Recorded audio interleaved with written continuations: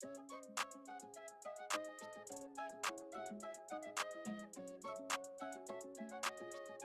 Ramos.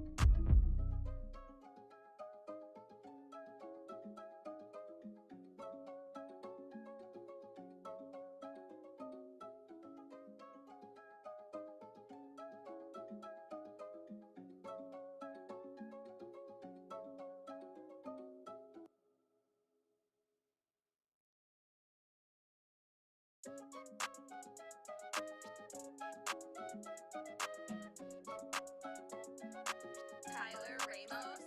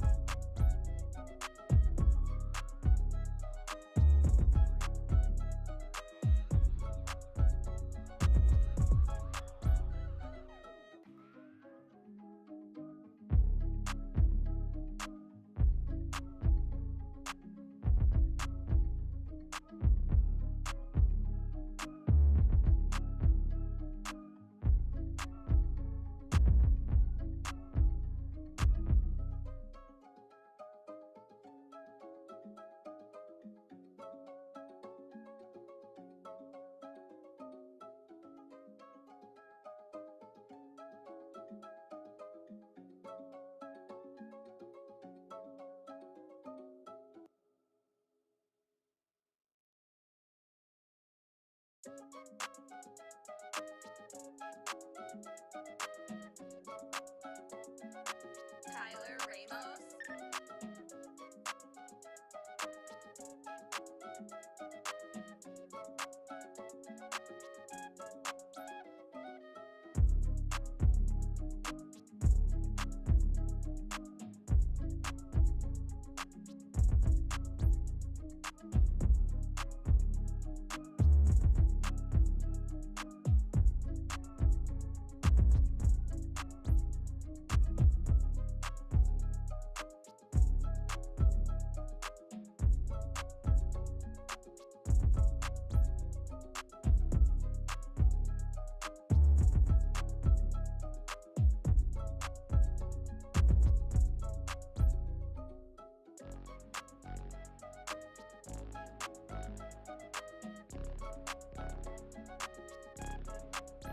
Here we go, yeah. At the top of the class on a roll, hey. And it's time to run it up, yeah, you know, yeah. Maxed out, put the pedal to the floor, yeah. On a roll, here we go, here we go.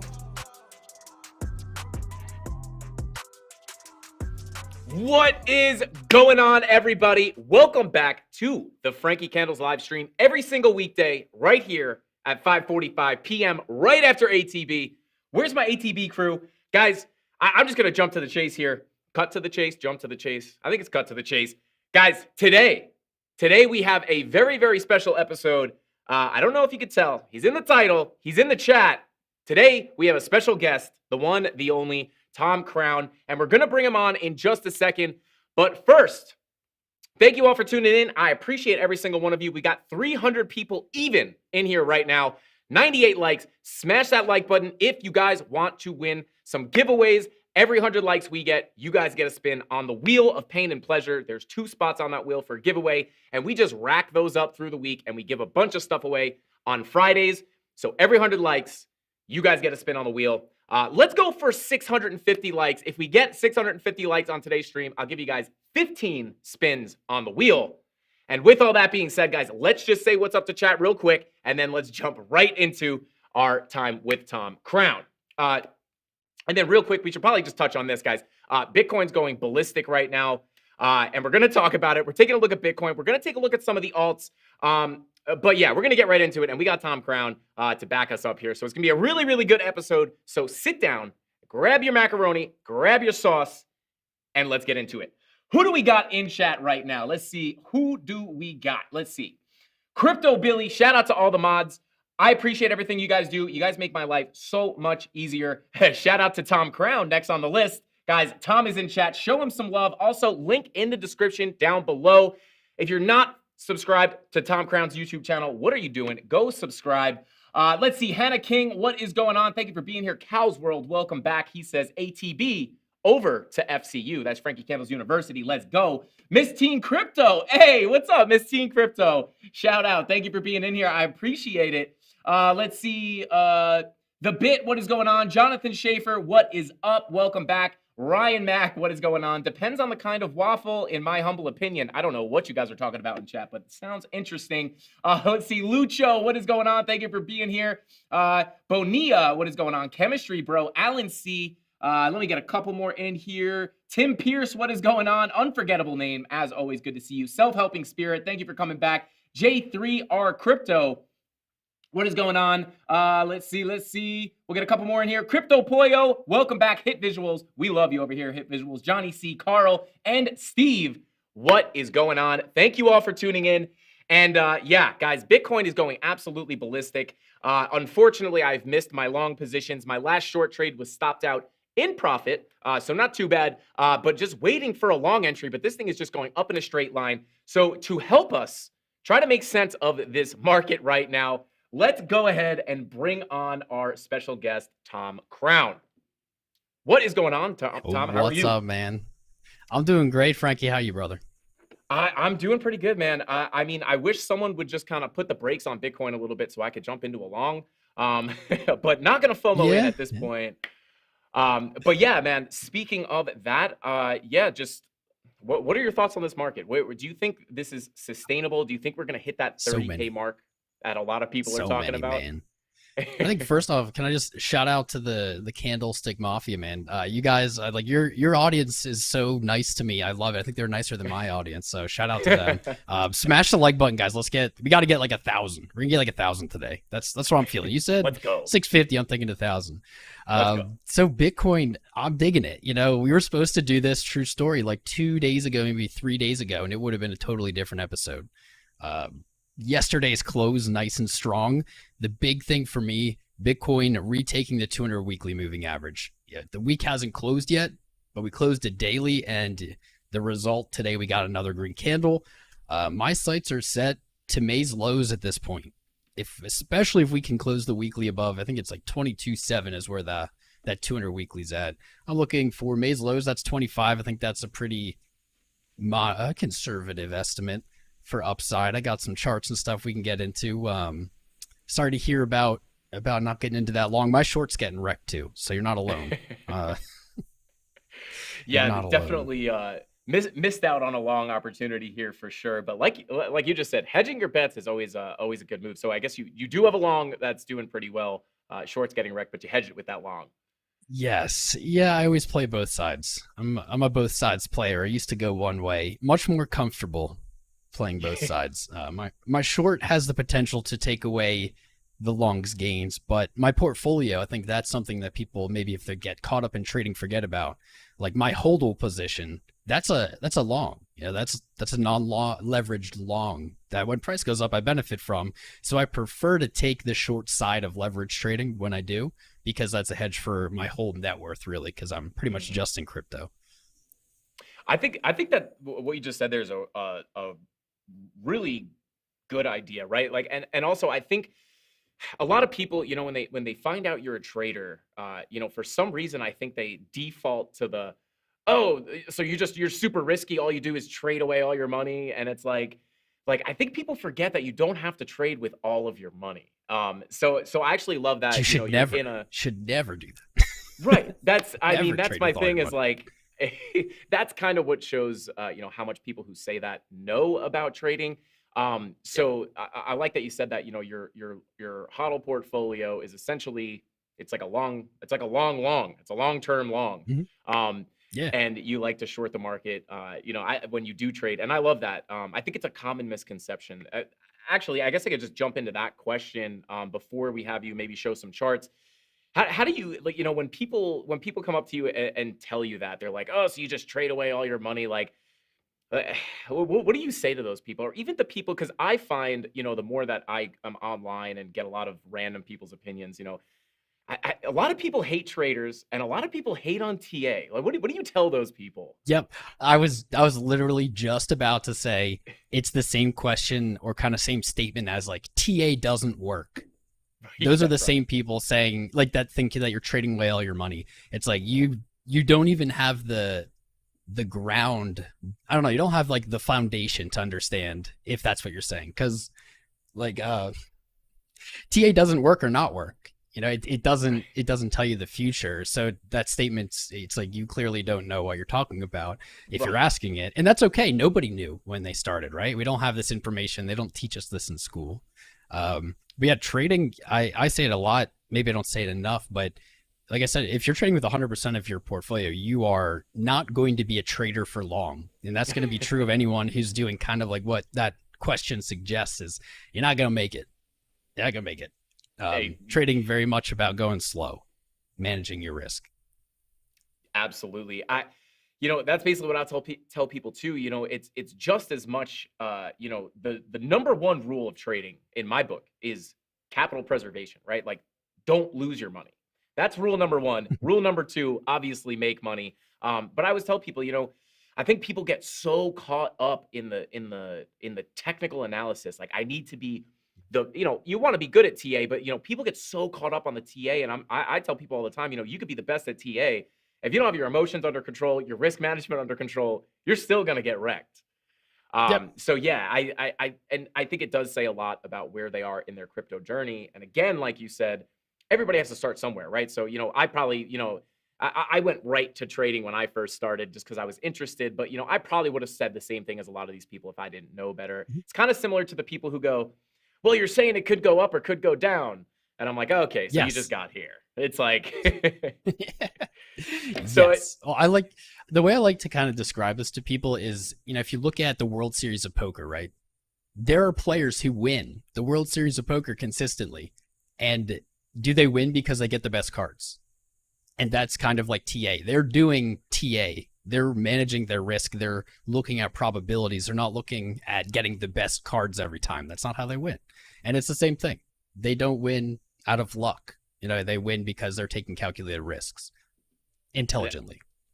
Yeah, I think that's actually a really, really, really good comparison. Because people can be good at poker, right? If it was just a complete gamble, there wouldn't be good poker players and bad poker players. Yep. If I went up against a pro, I would get absolutely slaughtered in a poker game. And if it was all luck, I would have an even chance. So that's actually, I'm gonna steal that, because that's You can steal it. That's a great way to kind of describe it. You're making calculated risks. Even they're kind of dealing with capital preservation as well, right? They don't want to lose. They don't just want to blow all their chips in one hand. So that's a good way to explain it. But moving on here, I guess, we have, obviously, the CandleMafia watches me all the time. So we have our levels and, the things that we look at on the charts. Do you want to pull up some charts and just kind of let us know, if you have any targets or where you think price might head? Okay, yeah. Let me see if I can get this working. I always hit the wrong button when I go to do this. Toggle screen share. Boop. Yeah. There we are. All right. So this is kind of how I'm looking at the chart right now. And this is a very zoomed out picture. I have some supports below that are from the previous bull run, 6K, 10.5, 13.8. At the moment, because of the price action in the last 2 days, I'm not really looking at those. We have more local lows from this year. I would be looking maybe even a back test of 20 is possible.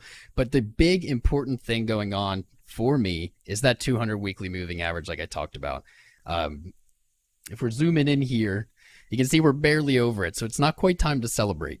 I'm the first one who wants to celebrate, but it's not quite time. We haven't broken even technically last week's high here, even though today feels great. We're not quite there yet. And so immediate upside target, I think I said it earlier, May's low, 25.3K. I think with almost any close above the 200 on the weekly, we're going to see that.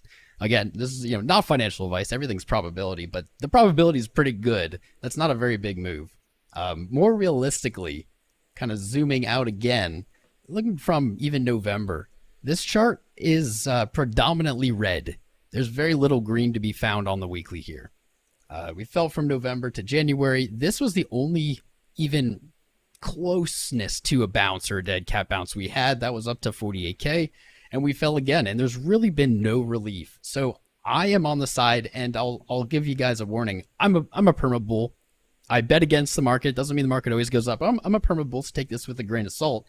I'm looking for a retracement, like a meaningful bounce. And I think that meaningful bounce is likely going to put us in the 31-ish range. This area has a lot of value. It has a lot of meaning to the chart. If we look at just our Fibonacci retracement, whoa, I did the wrong one. If you look at our Fibonacci retracement from that little cap bounce we had, I'll say in March, that's right around where 618, our golden retracement, is. This is, I believe, on the monthly. Did I miss that? On the monthly, it is the previous monthly open. And so to go back there, this could be pretty characteristic of a dead cat bounce if we were to reject. And most importantly, the 2021. So this is something we don't look at all the time. I love to go back and look at old time frames. That's where last year opened. It's just under 29,000.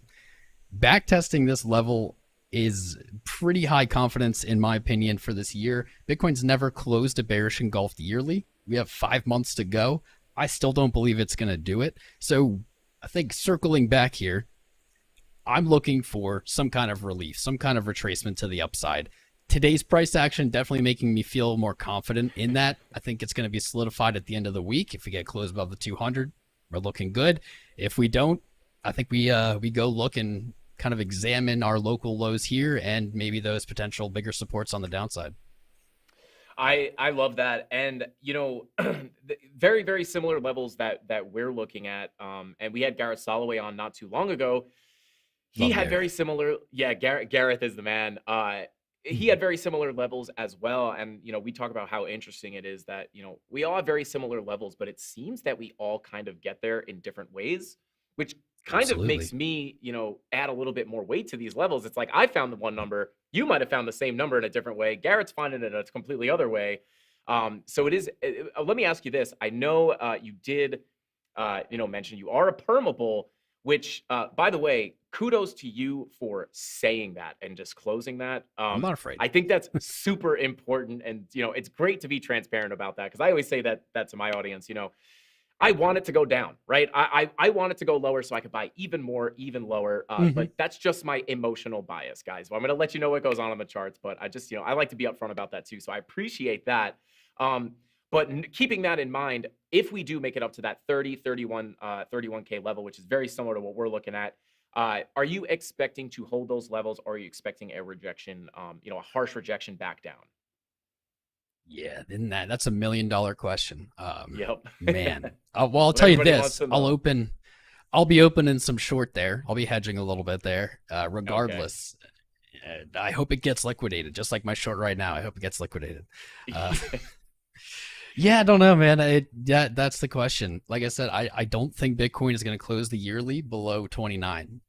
Right. This is kind of the cycle of firsts, though. We're seeing a bunch of things happen we've never seen. It doesn't really reflect the previous cycles. We could talk about that all day. Why, how, what the differences are.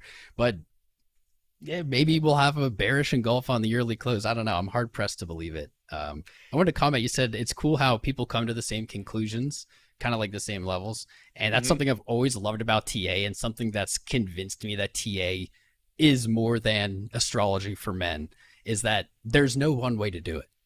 You and me can do something. We can look at the same chart, do totally different things, and somehow we both come up with the same conclusion. To me, that means there's just more going on here than is just visible, to the naked eye.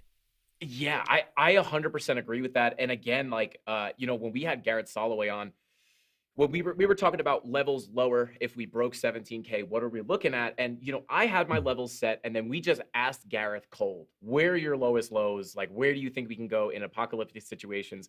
And we got there. I got there just finding the technical support. And then Gareth got down to that almost the exact same number with a measured move, just completely different method, same exact number. And I'm just like, same thing. I was saying the same thing. This is why I love TA. Even just when you see things like that, the other day I was just messing around on the charts, pulling some like bar patterns from, previous cycles and putting them into this bear market. And even when you do that, it's crazy how math works out. Like, if you take the 2017 bull cycle and attach the bottom of the 2018 bear market, if you take the bottom of the 2018 bear market up to this current bull run, or the most recent bull run we just went through, and drag that to this bottom of this bear market, if this is the bottom, all the fib levels, all the Ganfan levels, all the spider lines are respected by that bar pattern that you drag over. And I'm just like, this is so cool. Like, I feel like such a nerd saying that, but it really is so interesting. Well, and again, hate to it makes break it, me man. think We're there's more nerds. to it. Yeah, I mean, hey, nerds. let's own it. Yeah, there's just something fundamental. I don't want to get too tinfoil hatty, but there's just something maybe not supernatural, but maybe like fundamental in mathematics that markets function on. And it's clear to me that is reality because of kind of its universal application. No matter how you look at it, no matter what you do to it, you end up kind of with these same conclusions. And it's I don't know, a little magical. I don't really believe in magic, but a little magical. Yeah, I would agree. Even like, the golden ratio, right? And the Fibonacci retracements, like, all those numbers always work out. Like, if I just drag it from here to here, wow, look, price respects those levels. Those numbers are found in nature, right? You find if you measure from the tip of your finger to your nose, whatever it is, it's absolutely insane. And I think it's super cool. It makes me love TA that much more, that you could just apply it to these markets. But with that being said, so we got your ideas. I had a little bit of a feeling that you would have similar levels, but coming to them in different ways, which again is super cool. I like to ask the guests when we have them on, right now, for the most part, I'm kind of like a mixture between traditional TA and market cipher. We're also starting to mix in Lux Algo. We're really loving Lux Algo. I don't know if you've ever messed with it. But Yep. as far as like your TA style, what would you consider yourself? Like, I know Evan Aldo basically only looks at market cipher. He doesn't even really do traditional TA. How do you attack it? So I do heavily use Market Cipher. They sponsor my channel. I've used them for Mhm, years. Market Cipher is a quality tool. It is mhm, absolutely quality tool. But just like any tool, it's a hammer isn't useful by itself. It's who's using it.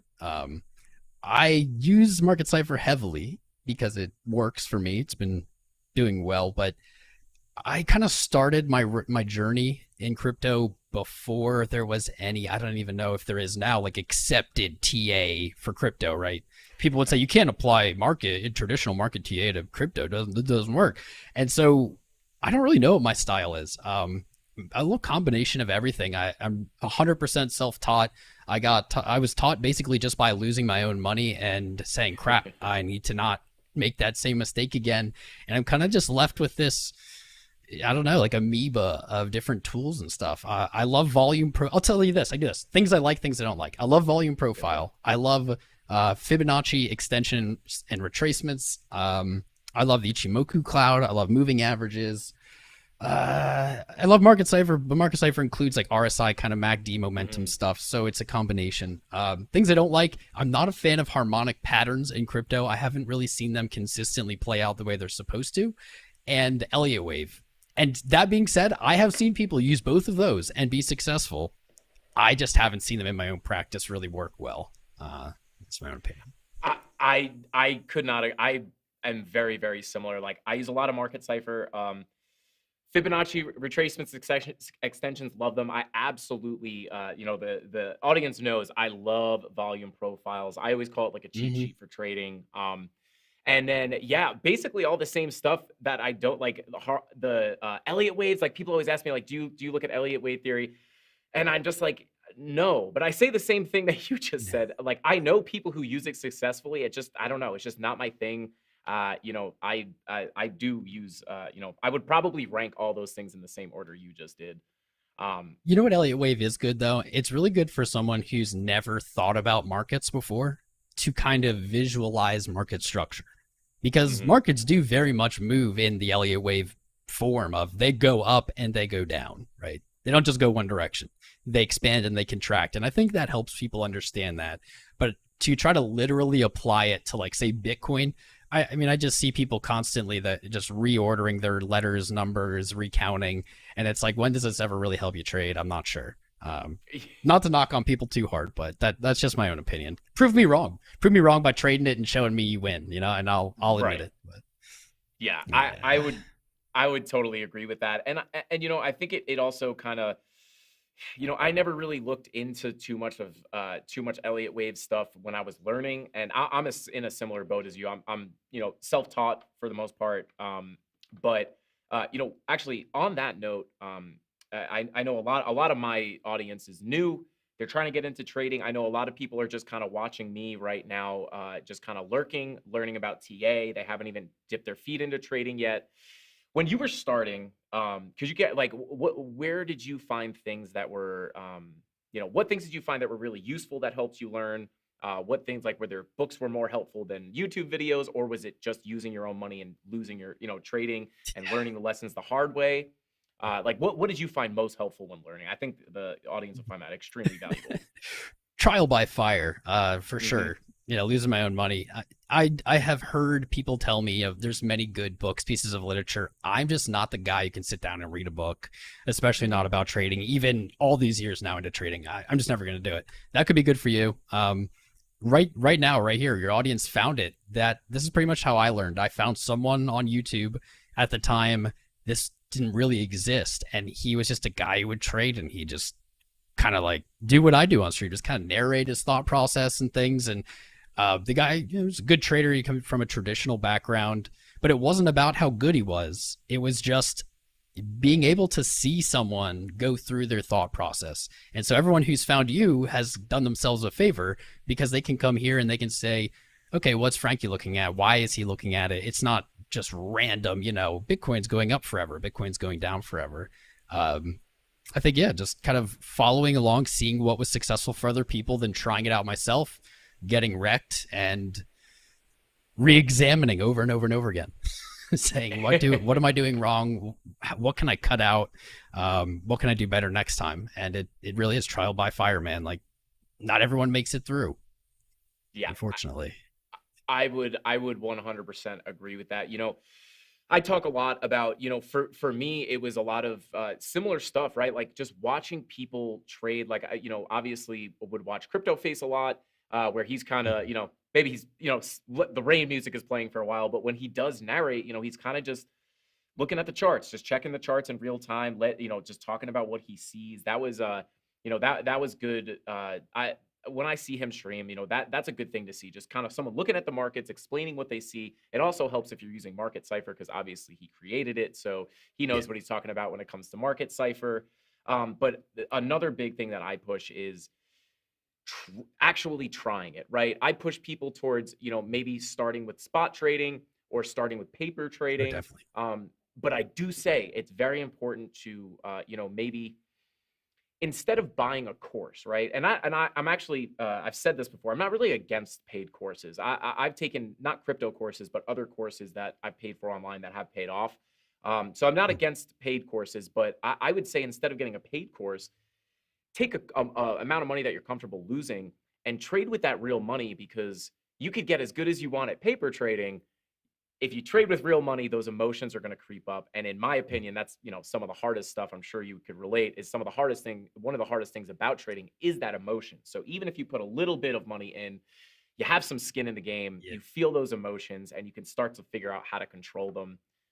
Because inevitably those really emotions are going to get you at first. It's hard. It's really hard to get people to do that, to paper trade. People just don't want to do it. You said you can paper trade and be awesome at it. I don't know if I've ever seen somebody like actually do that. Like just paper trade, become awesome at it, and then just emerge as this great trader. It's just like really difficult to get people to do it. They want instant gratification. They want big wins. And that is just not how this works. Crypto is not get rich quick. Neither is trading. It is get rich quicker than working, I don't know, other ways of getting there. But I find the faster that you want to move, the farther away from the target you get. And you said it too, spot trading, man. I thank God that when I started crypto, there really wasn't leverage. I think BitMEX existed, but nobody really used it, or it just wasn't that well known. I lost 80% of my portfolio starting out in spot. Like I would be out. So spot is absolutely the way to go. There's also BTC pair trading, which has kind of fallen off the radar. That used to be how almost all the trading in crypto is done. And that's trading things against Bitcoin's value versus dollar value. Really, when you're starting, limit your losses is the smartest strategy, whatever that means. And that could be spot, paper trading, whatever. Because if you run out of money, then you can't trade anymore. You're done. Yeah, that's right. And I don't really know if I've ever met anybody that was like, I just got really good at paper trading, and then now I'm a great trader. Because again, you can paper trade all you want, and you're trading with fake money. You're not going to get as emotional over fake money than you are real money. So I think I really started learning, like my real lessons was when I started funding my account. I also started spot trading as well. When I started getting comfortable with that, that's kind of where, I was getting my legs doing TA. And then once I started feeling comfortable enough, I would trade with small amounts on the leverage exchange. But even leverage is a completely different game than spot trading. It's like, you start seeing those numbers move up and down so fast, even more intense emotion. So yeah, definitely. A really good tool for anyone struggling with like emotions, meaning like hopefully you've planned out a trade, right? You didn't just enter a trade and then at some point plan on closing it. Hopefully you've thought it through. But for people who are having trouble sticking to that plan, right? I'm going to go long, then I'm going to take profit here. What I do, I only use limit orders. Limit orders really force good trading habits. By using limit orders, you're essentially putting your plan out there into action. And the only way to kind of go back on that is to cancel those orders or to randomly kind of market order and change it up. But if you do that, you can say enter a long, you can set your take profit with a limit order sell, and then you just walk away. And it either hits or it doesn't. You just wait. Listen, it takes patience. Yeah. That is really, really good advice, because something I preach until I'm blue in the face almost every single stream is, I will say this. I probably don't use limit orders as much as I should. I do use them, but I probably not as much as I should. However, I do always tell people, listen, um, you know, do your TA, right? Like you said, the most important part, have a plan, have a trading plan. Do your TA, have your trading plan, set your take profit, set your stop loss. If you're doing it right, you should, like you said, you should be able to set that trade, walk away. If it hits your stop loss, you're losing a controlled amount of money that you've already agreed that you're okay losing. And if it hits your take profit, great.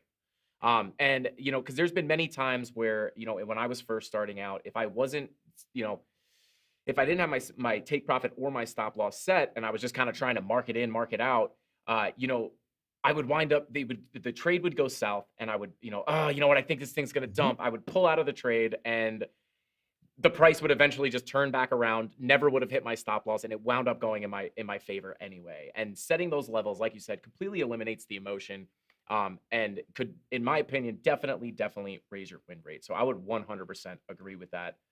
Yeah, but it really drives home like a holistically good trading style. That's why I never market order anymore, because almost every time I market order, I lose the trade.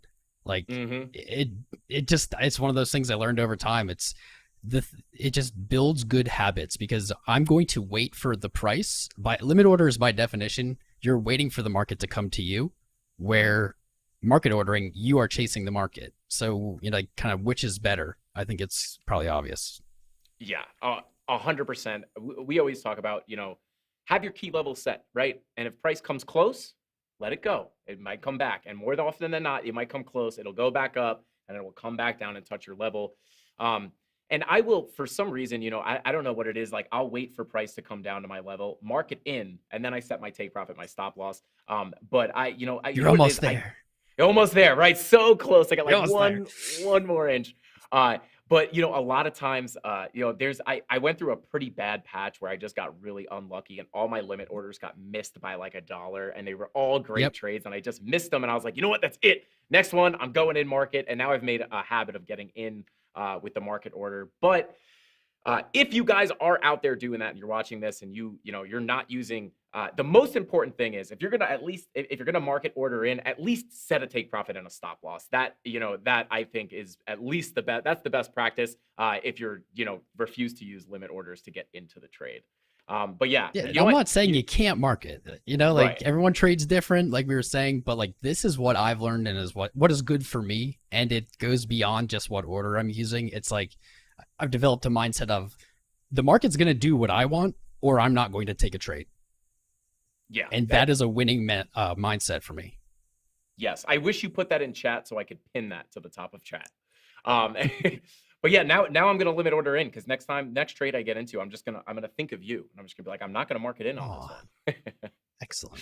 Excellent. But so with that being said, guys, chat, if you guys want to ask Tom any questions, go ahead and throw them in chat right now. Mods, if you could kind of copy and paste them and maybe put them up with an emoji so I can see them, that would be awesome. We've got 758 people in here. Thank you all for tuning in.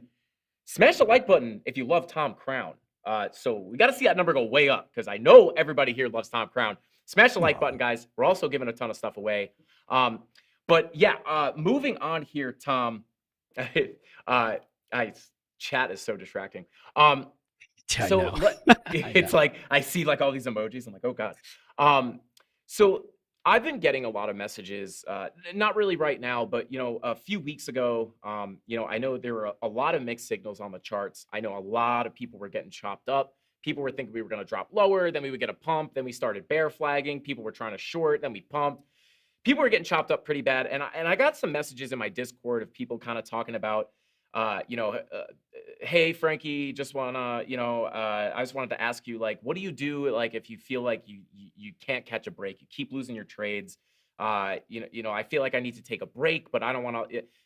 And I always say, if you feel like you need to take a break, take a step back. It's okay. Come back to the chart with fresh eyes. So I just wanted to ask you your insight. Like, if someone were to reach out to you with something like that, how would you? What kind of tips would you give them? 100%. Yeah, I mean, it's like you said it. I feel like I need to take a break. Take a break. It is okay to take a break. In fact, I would say more than 90% of the time, no trade is the trade. There's not always a trade to be made, even though you can zoom into the 1 second and you can see it moving up and down. It doesn't mean you have to be in a trade. If you feel like you can't catch a break, you're not alone. I think every single person starts trading that way. I certainly did. And it wasn't really that I couldn't catch a break. It was that I was forcing the move. I wasn't waiting. I wasn't being patient. I was giving in to the urge for that instant satisfaction instead of holding out and letting the market come to me, kind of being like a rock in the ocean. Just let those waves come over you and you're moving a little bit, but you're never rushing. You're never chasing anything. You're just a rock chilling. in the ocean. I like that a lot. I would say, one of the bigger breakthroughs I had trading was exactly that. I started off, especially when I started off with leverage, I got I know a lot of people who start trading you get the beginner's luck, right? First few trades are killer. I'm a genius. I swear they rig it. I swear these changes rig it and they let you win the first trade because it seems like way too many people win their first leverage trade. I don't know. I think so too. I totally agree with that because I have a lot of people that say that to me. A lot of the CandleMafia said the same thing to me. Hey man, I won my first 3 trades. I was great, and now I keep getting wrecked. And that's kind of what happened to me. First couple trades were amazing, and then I got wrecked really bad. But back to what you were saying, being a rock in the water or rock in the ocean, I got wrecked really bad, and then I tried to just revenge trade, and then you blow up the account. And that's why I always tell people, learn from my mistakes. I already did this, so don't do it to yourself.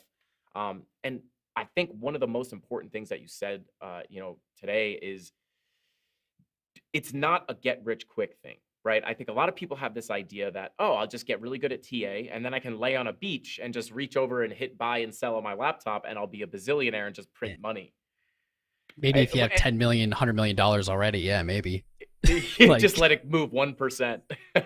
Yeah, certainly not going from, I came from nothing, coming from nothing. No, you're not going to get rich overnight, man. I've been in crypto 6 years and I'm not rich. My friends think I'm rich, but I'm not rich. Yeah. I'm better off, but right. It's not going to be instant. And if it is, man, just go buy lottery tickets. If that's all you can do is get rich quick, then just go buy lottery tickets and pray and cross your fingers hard enough. That's it. This doesn't exist. It doesn't. And I think that's why, obviously trading in general, day trading has a super high failure rate. And I think a big portion of that is that people, most of the people who give up on it are the people who just thought they were going to get rich quick. And I always tell people day trading, scalping, short-term trading is a full-time job. You need to pay attention to the charts. You can't just la-di-da. You're going to wind up getting wrecked. But a lot of people, they just think, even investing in crypto, right? It's a little more passive, or maybe not passive, but it's a little less interactive, right? You just kind of buy and hold, but you're still not just getting rich overnight. And even, Ben says this a lot, a lot of people, they'll hear, this person bought a meme coin and it 200x and they're a bazillionaire. It's a lot more rare than people think. And most of those people were rich on paper and there was just no liquidity. They were the lottery ticket winners, right? Right. And in those stories, do they really make that money, man? Do they really? Because, all right, let's say you did this and this is you. And you put all your money into XYZ meme coin, right? And it goes to a jillion. At what point do you pull the trigger? Do you pull the trigger when your money doubles? When it triples? When it 5x's? When it 10x's? When it 100x's? I can never believe these stories because when did they then randomly decide to pull it? I mean, I guess you could have a certain amount in your mind, but then you've done nothing this whole time and you've just gotten really lucky. Why wouldn't you then wait for more? It's when does the greed end? When is it satisfied? Never. I don't know anyone who has gotten rich quick, anything like that. I bought $150 worth of Doge years and years ago and waited years and years and people made fun of me for it. And I think at the highest valuation was worth 150 grand or something. But of course I didn't sell it all at the highest point. I sold some of it on the way up in limit order sells the way I always do. And I still have some, but nobody just simply is out at the top. It just doesn't work that way. I couldn't agree more. I mean, again, with with the meme coins and stuff, it's like, yeah, sure, like there's people see TikToks, right? Like, oh, I love crypto, and they're showing you their Trust wallet or their MetaMask, and it says like $50 million. Like, they can't sell that coin. It's like, and people who are new to crypto, they don't know that, right? They don't They know just that. think like, wow, that's on the screen, that must be theirs. Yep. And It must be real, not photoshopped, right? yeah, well, that too. It's like people don't realize that you can, you can open up the code and change numbers on a website. That's a fun trick for anybody who doesn't know how to do it. You can show your friends your bank account, and you can, hit, what is it, F12, F11, change the numbers, and show them you're a millionaire. But Yeah. yeah, I think it is, we have this misconception that you're just gonna. It's easy to just, you just buy something. It'll, buy any of these coins, it'll go up.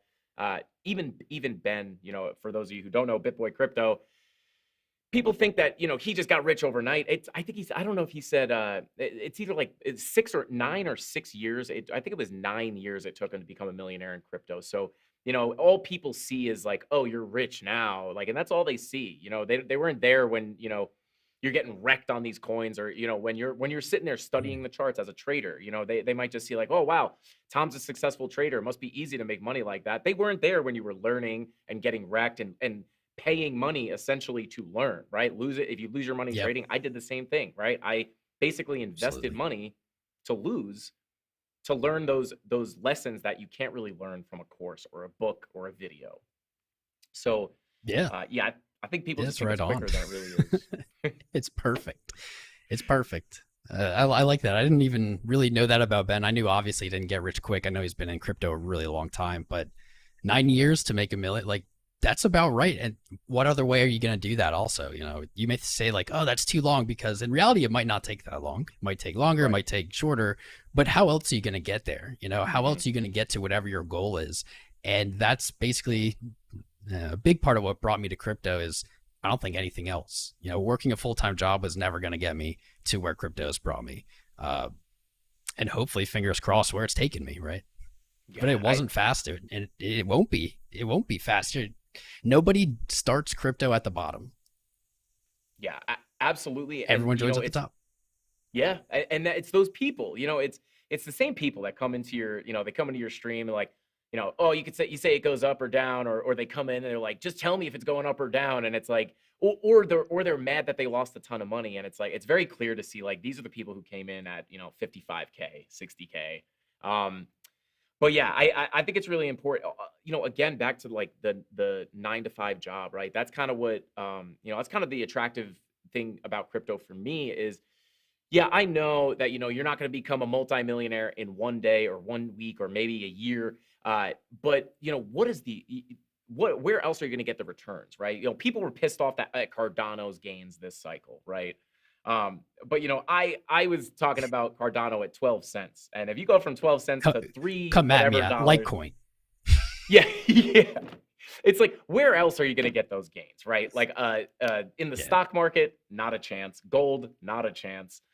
So I think people get kind of, like you said, like they get kind of greedy. When it comes to crypto, it's like, ugh, I only 2x'd. It's like you made 100% Yeah. profit, and I think people It's need like to be a 10 little years more of stock happy. market return. Right. Right. And when you think about the compounding effect of that, if you stay in crypto, and then you think of the compounding effect of getting a regular paycheck every week and just, putting it into a 401k. And I'm not hating on 401ks at all. But it's just it's still, when you compare it to those things, you could see how crazy the opportunity is with crypto, even if it doesn't And be happen overnight. diverse though. Diversify. You don't need that. My Doge story, I hope, is a testament to that, man. Like, I didn't put a ton of money in it, and it turned into what I think most people would consider a ton of money. Yeah. You don't have to be all in. Don't ever be afraid to have small positions in things. Really, just fight the all in, all out mentality. I think is a really good like piece of advice in crypto. Is people want to get rich quick, so they think they have to like all in this thing or all in that thing. It's like you can have little bits and pieces. You can be doing multiple things with your money. Like, I have a hodl position that just sits in my cold wallet. Then I have a piece of my portfolio I trade with, and I used to have a piece that I had on yield farming kind of stuff like Celsius, RIP. You don't need to be all in. Try to diversify, split up. You can be doing many things with small percents, and what you're doing is you're limiting your risk in each activity. I That's- love that.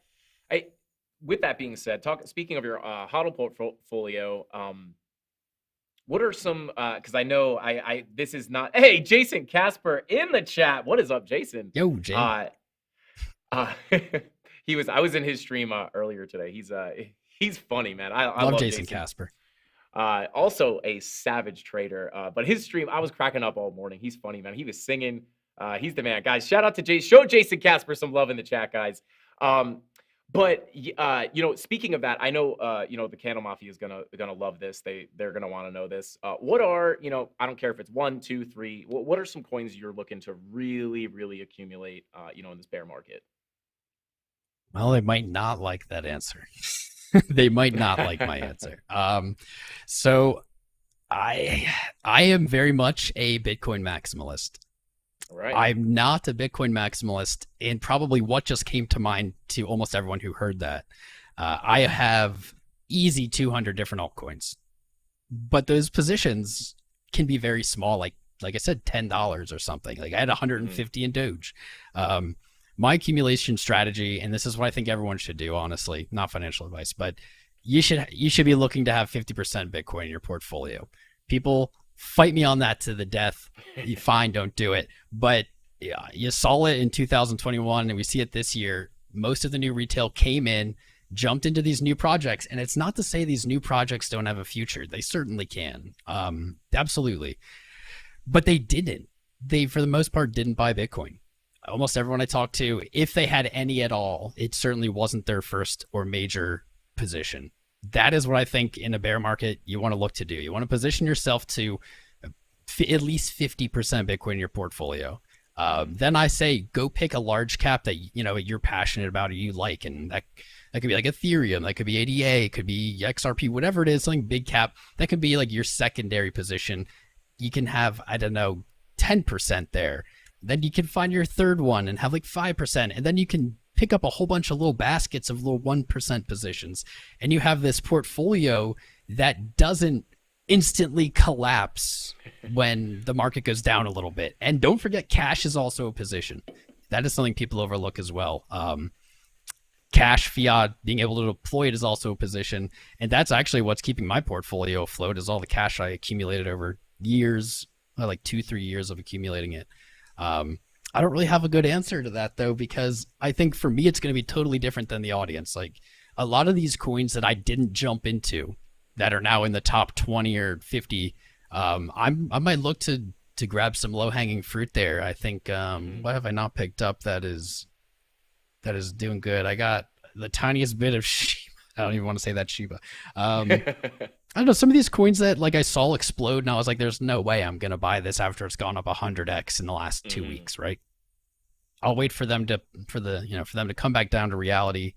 Nothing really hits my mind. My goal is always just to accumulate more Bitcoin. And that's a reason I have most of my alt positions, is I'm waiting for their valuation against Bitcoin to be higher, and then I sell them into Bitcoin, and I got more Bitcoin, and I'm just going to keep stacking until there's no more sats left. So it's probably not the answer they were looking for. No, I think you said a lot of really important things there.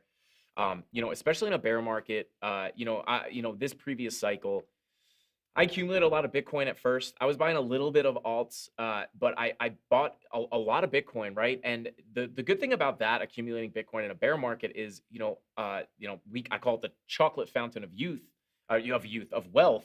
Or youth, whatever you want. But you buy that Bitcoin, right, when you're super low, and then typically Bitcoin will rip, right? And then when Bitcoin finally starts to go sideways, you see some of those Bitcoin profits start to roll down into those alts. So I was able to ride that Bitcoin up, sell some of it at a profit, and then buy up some of those alts after Bitcoin had its first rip. When that happened, I was still able to get into, things like Ethereum and stuff while they were still pretty low. So I do think, a lot of times Bitcoin's that first one to go. So I totally agree with that strategy. And hey, you can't hate on Bitcoin. I don't know. I don't really know. It's like, how could you hate on accumulating more Bitcoin, right? It's like, if you're in crypto and you're getting mad at somebody for accumulating Bitcoin, I don't know what you're doing. But Yeah, I love that because that is a that is a valid answer, and I think it's a good answer. And the fact that you said cash is a position, I think is huge. That's a huge thing that I think a Huge. lot of people need to hear. I missed Uh, that when I started as well. I didn't put that together until the last, I don't know, few years where it's like, oh my God, cash is a position. Like, yeah, even though its value goes down over time, we'll say. Um, right. Especially if you get to the point where you start looking at your portfolio in terms of Bitcoin value. I'm not going to get all into that today, but like if you view your portfolio in BTC value, you start to see the space a little differently. You start to see how cash really is a position. Like my portfolio is at its Bitcoin all-time high right now because Bitcoin's lost so much value against cash that cash position is worth a ton more Bitcoin than it was at the top. So even though price is down, my portfolio is at an all-time high of sorts, certainly not dollar value. I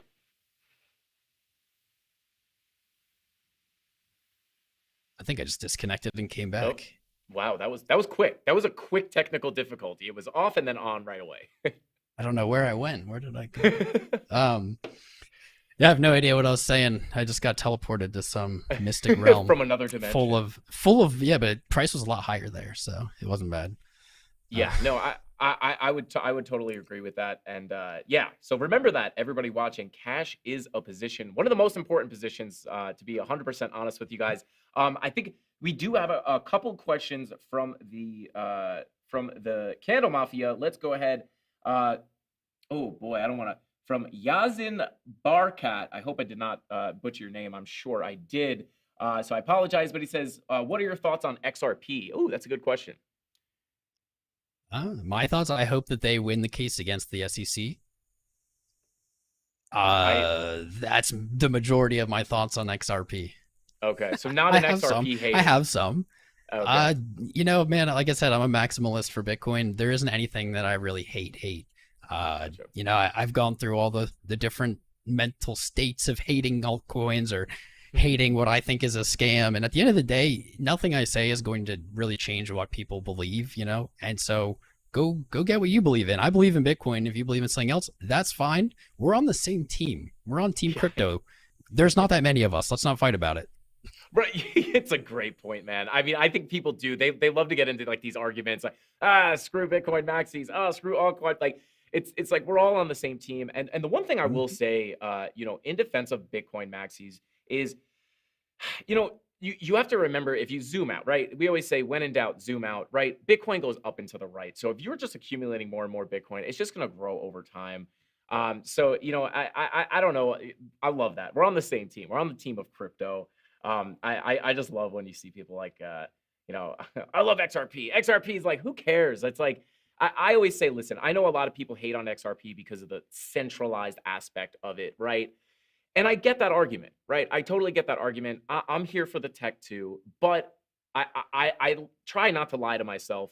I'm also here to make money, and I see a good risk to reward on XRP. I bought it pretty low. I think if they lose the case, I'm not going to get crushed that bad. And if they win, the upside is absolutely massive. So, but I love that we're all on the same team. We're on the team of crypto. But we have Lane Hughes asking another question. How much money did you lose before you became a profitable trader? If you don't want to answer that specific question, that's totally fine. But I will leave it up to you. Yeah, I said it earlier. I basically started DCAing when I began crypto. Then I started trading, and like I said earlier in the episode, if you weren't here, I lost about 80% of my portfolio. There you go. Maybe more, maybe less. And that's when I threw the book down and said, dude, you either need to stop trading or figure out what the F you're doing wrong because you're not going to have any money. So quite a lot. And I honestly don't believe anyone who won't admit that they lost money when they started. Unless they just bought and held, then I'll believe you. But it's like, that's it. Yeah, that's I agree with that. I always tell them, listen, like, I remember the first time I brought up a losing trade, someone in chat was like, "Oh, whoa, he's showing a loss." And obviously I'm somewhat new to YouTube, and I was like, I'm not gonna like gatekeep all my losses, guys. Like if I lose, dude, I'm gonna show it to you. And I say it all the time, like I got wrecked in the beginning, right? Just like 99.9% of traders do. I got absolutely wrecked in the beginning. So learn from my mistakes. Don't make them yourself. So yeah, everybody, starting out, I think again, that's why trading has such a high failure rate is because it says a lot about your character, right? I think when I meet a trader that is still in it, right, still profitable, it means that they pushed through something that was extremely, extremely hard. They didn't give up and they figured it out because I can't tell you, when I was first starting, I think my biggest advantage in learning was that I was just so dead set on making this a thing. Like, there was no world that I wanted to live in where I wasn't day trading or in crypto or trading crypto. So every time I got wrecked, it would just make me more and more mad. It will put a chip on my shoulder, be like, no, no, no, no, no, no, I'm doing this. I don't care. And I think it takes a specific type of person to kind of push through all that stuff. Yeah, passion Let's and see. belief, man. Yeah, Fundamental in 100%. crypto. Absolutely. And it's like we were just talking about before, like we're just chart nerds, right? And like if I wasn't as much of a nerd, if I didn't get excited when I saw like fractals playing out almost exactly Yep. as they did in previous markets, like if I wasn't as excited about that stuff, then I don't think I would stick around, right? Like I'm probably I do 2-hour live streams most of the time. And I have some people that sit through the whole 2-hour show and I tell them like I can already tell like you guys are the ones that are going to make it because if I was still learning TA, I would sit there and watch videos for hours and hours without getting bored because I truly loved it. I was truly passionate about it and I enjoyed it. So I think it's a really big factor. Okay, we have a couple more questions from chat coming in. Danny G asks, Tom, what color are your eyes? I like that one. An enchanting question. Yeah, Blue, I mean, baby. blue. Nice, nice. There you Blue. I'm a go. blue. I'm very Irish. Very. I was always jealous of people with blue eyes because I have brown eyes, and I'm just like, Hmm. gee, blue is like a nice color. Brown's like, Uh, let's see. All right, Crypto Pollo asks Tom. This is a good one because I actually want to bring Pollo. something up after you answer this. Do you keep or have you ever kept a trading journal? I do not keep a trading journal now, but I do use software that tracks my trades for Gotcha. tax purposes. But 100%, that is something that I wish I would have had the knowledge when I started to do. Everyone should do that. Yeah, Every new trader should keep a trading journal. Absolutely. I would totally agree with that. And I will say this: I have journaled my trades before. Probably wasn't as disciplined to. I mean, obviously, if I was more disciplined with it, I would still have a long, long list of them going.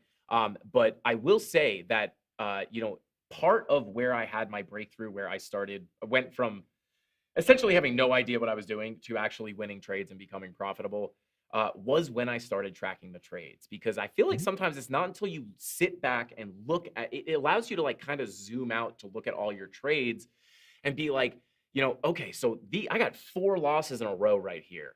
What's something they all had in common? Like, oh, I traded based off this strategy, or whatever it is, you could kind of see where you were messing up. And I actually just checked out a new software. I don't know if it's a new software, but I just checked out a software. Forget the name of it, but I will find out the name. I'll bring it up on the channel because I think it's really useful. It is paid.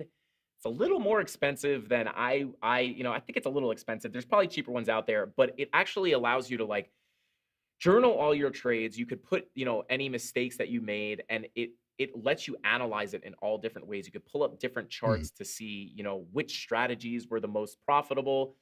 Really cool. So I got to That bring doesn't that up. sound too but- bad. I've never heard of that, but it's honestly, it sounds better than kind of just if you were to just randomly buy any trading course, any random given trading course. That's probably a better use of money.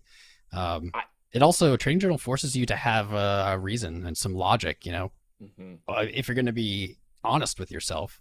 I mean, you could always just write nothing, I don't know, and like lie to yourself about why you took the trade, but that's not very helpful. Right. Absolutely. 100%. And it's, I love that, I think the biggest thing about a trading journal is you can see why you got in the trade. And then that's where, maybe you tried to trade a bunch of patterns, right? And your 4 losses in a row, which is, I was trying to trade all patterns, but all these wins in a row were based off of, whatever other strategy. But I do like that some people out there might be trading without a trading journal, and you can do it. Like, I think people think like, not just with trading journals, but a lot of things like, oh, well, if I'm not looking at Elliott wave theory, like I can't be a profitable trader, or if I don't track my trades, I'll never be a profitable trader. But I think trading is much more of it's not one size fits all, right? You got to find what works for you. Like for me, Mhm. market cipher was very, very big. I did like journaling my trades, but obviously, like I said, that was more in the beginning. I probably should continue to do it now. But you got to find what works for you. That's what I tell people. Maybe leverage trading is not for you. Maybe it's spot trading. So you just kind of got to try things and not get discouraged when something doesn't work out. That's kind of what I say. It will not work out. Like you will Right? lose Yes. trades. I think that's also a reality people don't want to face. Is like even the best trader in the world loses trades. Like you're going to Yes. lose. You're not only are you just going to lose, you're going to lose in a row. At some point, you're Yes. going to have like lost streaks. It Mhm. happens to everyone. No one is immune to it. It's just how numbers and probability works. You just need to be able to weather that. You have to know what you're risking and be able to weather, I don't know, 10 losses in a row. Maybe we should plan for more. Statistically, if you have 50-50 chance you flip a coin, you're eventually going to get like 10 heads in a row. And if you're going to keep trading, you keep flipping that coin. Yeah, Absolutely. face reality, man. Yeah. Nobody just wins. 100%. And that's why I find it really important to, I show my losing trades. Like and if I don't show them, I tell the people, right? So I think that's like one of the most important things is like I tell people like, listen, you're gonna lose. It's not like you're gonna get better and better and then you win all your trades. Like that's not really how it works. Like I Nope. still lose trades. I most recently got stopped out in profit. That my last short that I was in got stopped out in profit. That's why we like to talk about good risk management. But before that, I had 2 losses in a row, or I was stopped out. Right? I think sometimes people confuse a loss with liquidation, but I got stopped out for a loss 2 times in a row before I had my last stop out in profit. So, I think it is important. Like you're gonna lose your trades, and you're gonna do really good. You're gonna feel like you're a genius, and then you're gonna get a bunch of losses, and you're gonna be like, oh my god, I'm a horrible trader. But it's just Yep. the ebbs and flows of the game, in my opinion. Someone Yeah, like said, my short's getting wrecked right now. right, It's and down but 20% right now. Like I lose trades all the time, guys. It yeah, isn't about being perfect. Nobody is. That's not reality. absolutely, and you're using good risk management by hedging with a long. So there you go. It's a Yes. perfect example. Perfect example. I just want to. We have some more questions here, but I do just want to read. Somebody said, "Oh, these guys are geeking out over TA." I love it. Absolutely. Shout out to Sudeep Rouser. Yes, we are geeking out over TA all the time.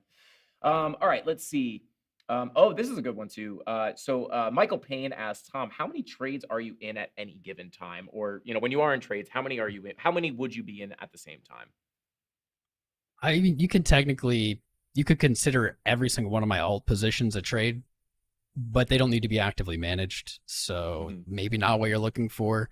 I think the real answer is zero. You don't have to be in a trade, right? Don't aim for a certain amount of trades open or something. Mhm.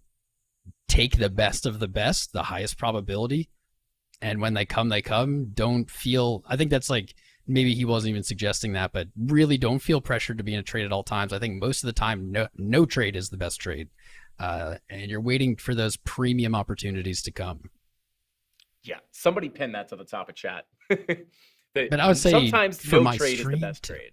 I have like 2. Usually I'm like playing both sides of Bitcoin long and short, but that doesn't mean that you should, or like that's mostly because I want to create content about trading, right? So I trade more than I usually would.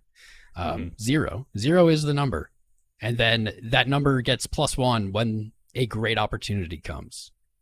God, that is a good. I love that answer because I'm the same way, right? Like, and again, I think this was one of the really, really big turning points I had in trading was let the price come to you. I always tell people, you don't want to be like reaching out for the trades, right? You want to throw the net out, right? AKA find your levels. And then you want to wait for price to come down. And I even recommend let price get close, like don't take a trade. Let price come down to your key level, bounce perfectly, and don't take the trade just to get the mental so you don't get that urge to do anything, right? So set your key levels, let price come down. If it gets close to my level, I won't take the trade. Even if it goes in the direction I want it to, I wait Be because a lot of picky. times be picky. Exactly. Mm-hmm. Let the trades come to you. and you'll see your win rate go up. Because I've had times where I sit down at the computer and I'm like, all right, I'm going to get into a trade. And that's just the wrong way to go about it. What you want to do is, or for me, what works for me is I sit down and I say, let's find the levels, right? And then find, if you're in a range or, depending on the market you're looking at, find your key levels, see how far you are away from these key levels, and then wait for price to get to one of these key levels. And like you said before, one of the most important parts is have a plan, right? Don't just sit there and be like, oh, this looks bullish, long. So Absolutely. Yeah. So totally agree with that. All right, let's see. Okay, so we got one last question. This one's probably gonna be pretty quick. Who is this? Charlie says, Tom, how can I get some sweet shades like that? I refuse to say the name of the manufacturer because to date they have literally never even given me a discount on these. So No just go way. to Google. Go to Google, just type in blue box frame mirror sunglasses. You'll get a bunch of hits that are like the exact same thing. Yep, those I won't get into it. F them. In the beginning I reached out, they ghosted me, and I was like, that's fine, I'm small. And then I grew and I grew and I grew, and I reached out and they ghosted me. And then at some point this year I reached out and they didn't. I was like, are you kidding me? Like, people will pay me thousands of dollars to, they're flying me to Vegas and you're not gonna give me nah, I'm not that entitled. But it just was silly. You could have gotten all these referrals, you know who you are, Yeah. sunglass company, and you just, I don't know, you could send me 2 pairs of these. I'd have shouted you out forever. Right. Yeah. That is too You funny. messed Yeah, up. I mean, those are you have made those a staple at this point. Thank you. I agree. Unbelievable. Well, guys, I think it's all we got for you, Tom. I think we could cut you loose. Hey, TA Tim in the chat, what is going on, man? But yeah, again, Tom, thank you so much for for coming on. I know the CandleMafia was dying for this collab, so they're super happy we made it happen. So I appreciate it a lot. I am going to give you the last few seconds. Shill yourself shamelessly. Where can people find you? What do you got going on? Whatever you like. Yeah, man, I want to take this time, dude. You have killed it. You have come so far. Like, I see you out there. I like to keep an eye kind of on everyone who does a little live tea on YouTube. And man, you're doing great. I'm happy to be here. I'm happy to watch you grow. Your audience, your community is amazing. You guys can follow me on YouTube just at Tom Crown, Twitter at Tom Crown Crypto. I'm never gonna DM you. Please don't message me asking me if I'm DMing you. I'm not going to. I have so many freaking spam bots, scam bots. I don't know what to do about it. I can't do anything about it. But yeah, I just actually hired people now, and I have help. So I'm putting out more content that's hopefully more value and has a broader audience. I actually put out like a beginner trading video today, a short. So check it out. Subscribe to me. My guys, go and subscribe to Frankie Candles if you're here. Proud of you, man. Doing great. Beautiful. Well, I appreciate those kind words. It means a lot, Tom. I truly do appreciate that. And once again, thank you so much for coming on. And my stream deck actually just broke. It just died live on stream. So I'm gonna have to run over Mine the never computer. works anyway. So Yeah. But again, man, I appreciate you for coming on. And yeah, we'll have you back on soon, hopefully. And then hopefully we can find a date. I'll pop on your channel if you want. yes, But brother, yeah, yes. thank you, brother. All And right. have a wonderful night. Have a great night, dude. Peace out, everybody. Peace out, man.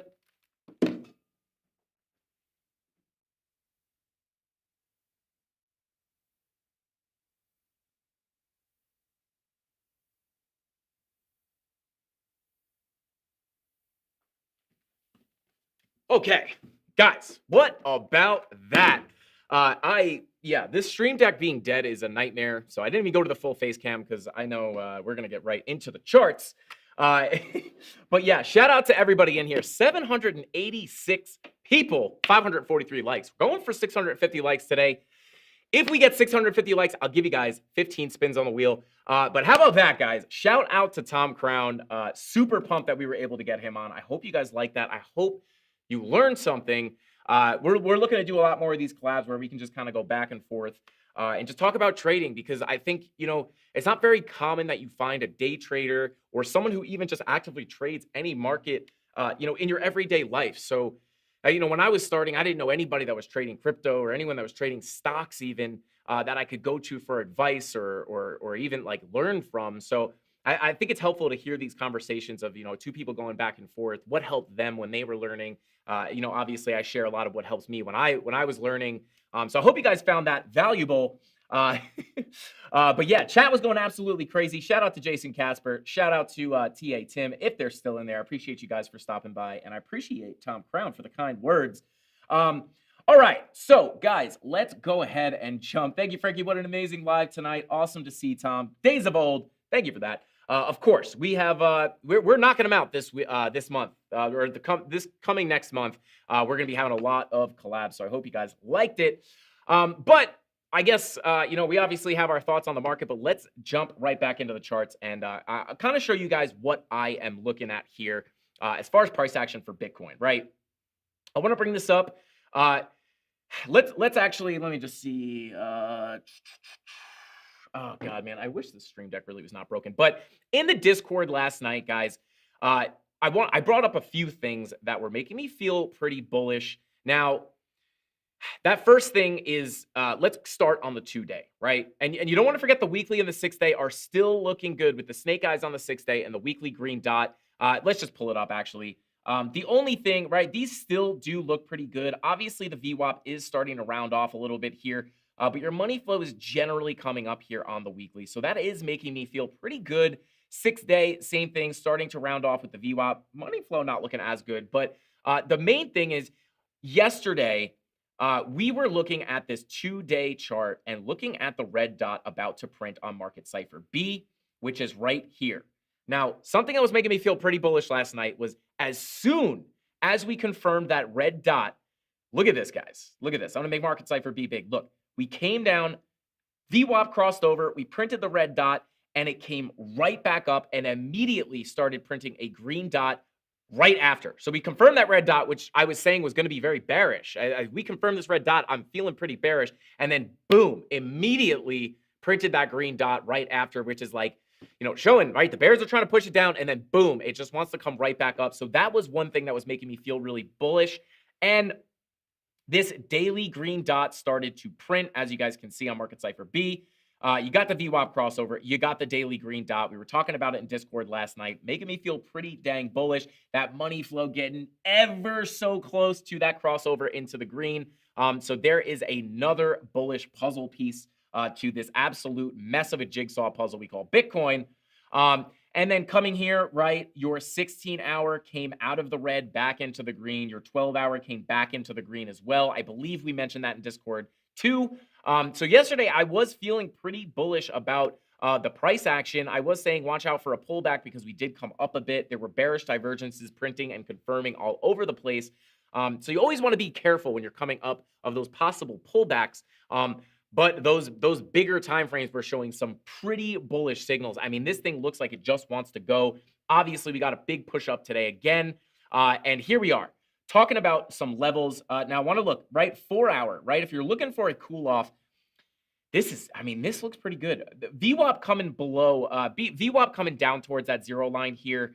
But your money flow is coming back up. So this looks pretty dang good. But if you're looking for a cool off, I would watch for that 4-hour red dot and a potential bearish divergence.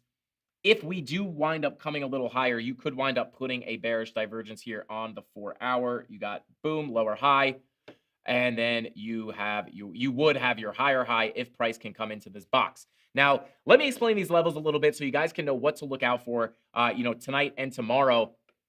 Essentially, we are coming up to major resistance here. Obviously, we got rejected right here. This level is about 24,200.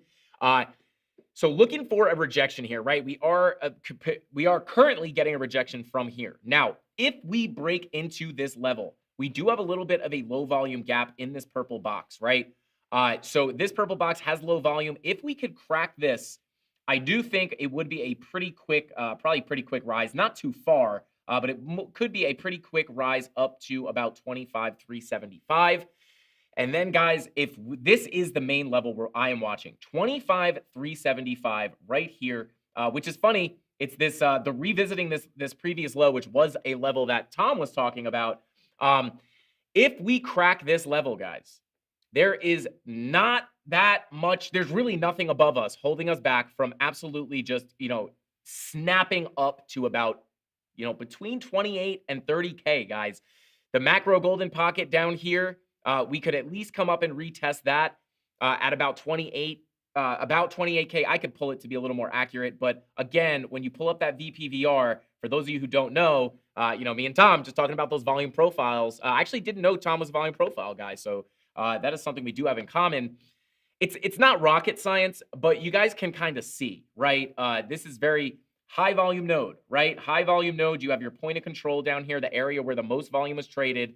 And you see on these high volume nodes, price tends to stick there, right? You get some support. Now, your next high volume node is all the way up here, which is coincidentally at about 30K. And when you have these big volume gaps, they can make for some pretty quick moves. And the way I like to demonstrate this is by circling, that big volume gap. You could draw a line at the top, right? And then you come around, make the circle, and you come to the bottom. And you can see that, you could do it with horizontal lines to make it a little clearer, right? So you have the big volume gap. And if you put a horizontal line right here, and you put a horizontal right here, you could think of this as a ceiling and this is a floor. You could see, right? This level comes right around here. If we can break that, it could be a quick move up to about 28 or 30K because you have no volume in here. This is a big void in volume. There's nothing here stopping you.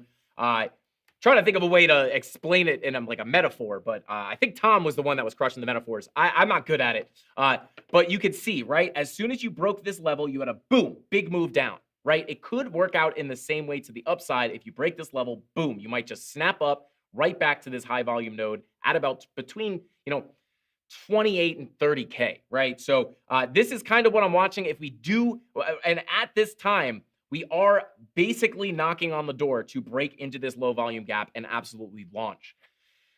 Obviously, we're getting a little bit of a rejection here, so we're not cracking through it yet, but this is like the teetering point, guys. This is the decision-making area. If we can crack this, it could be off to the races, and we could see this relief rally that Tom was talking about.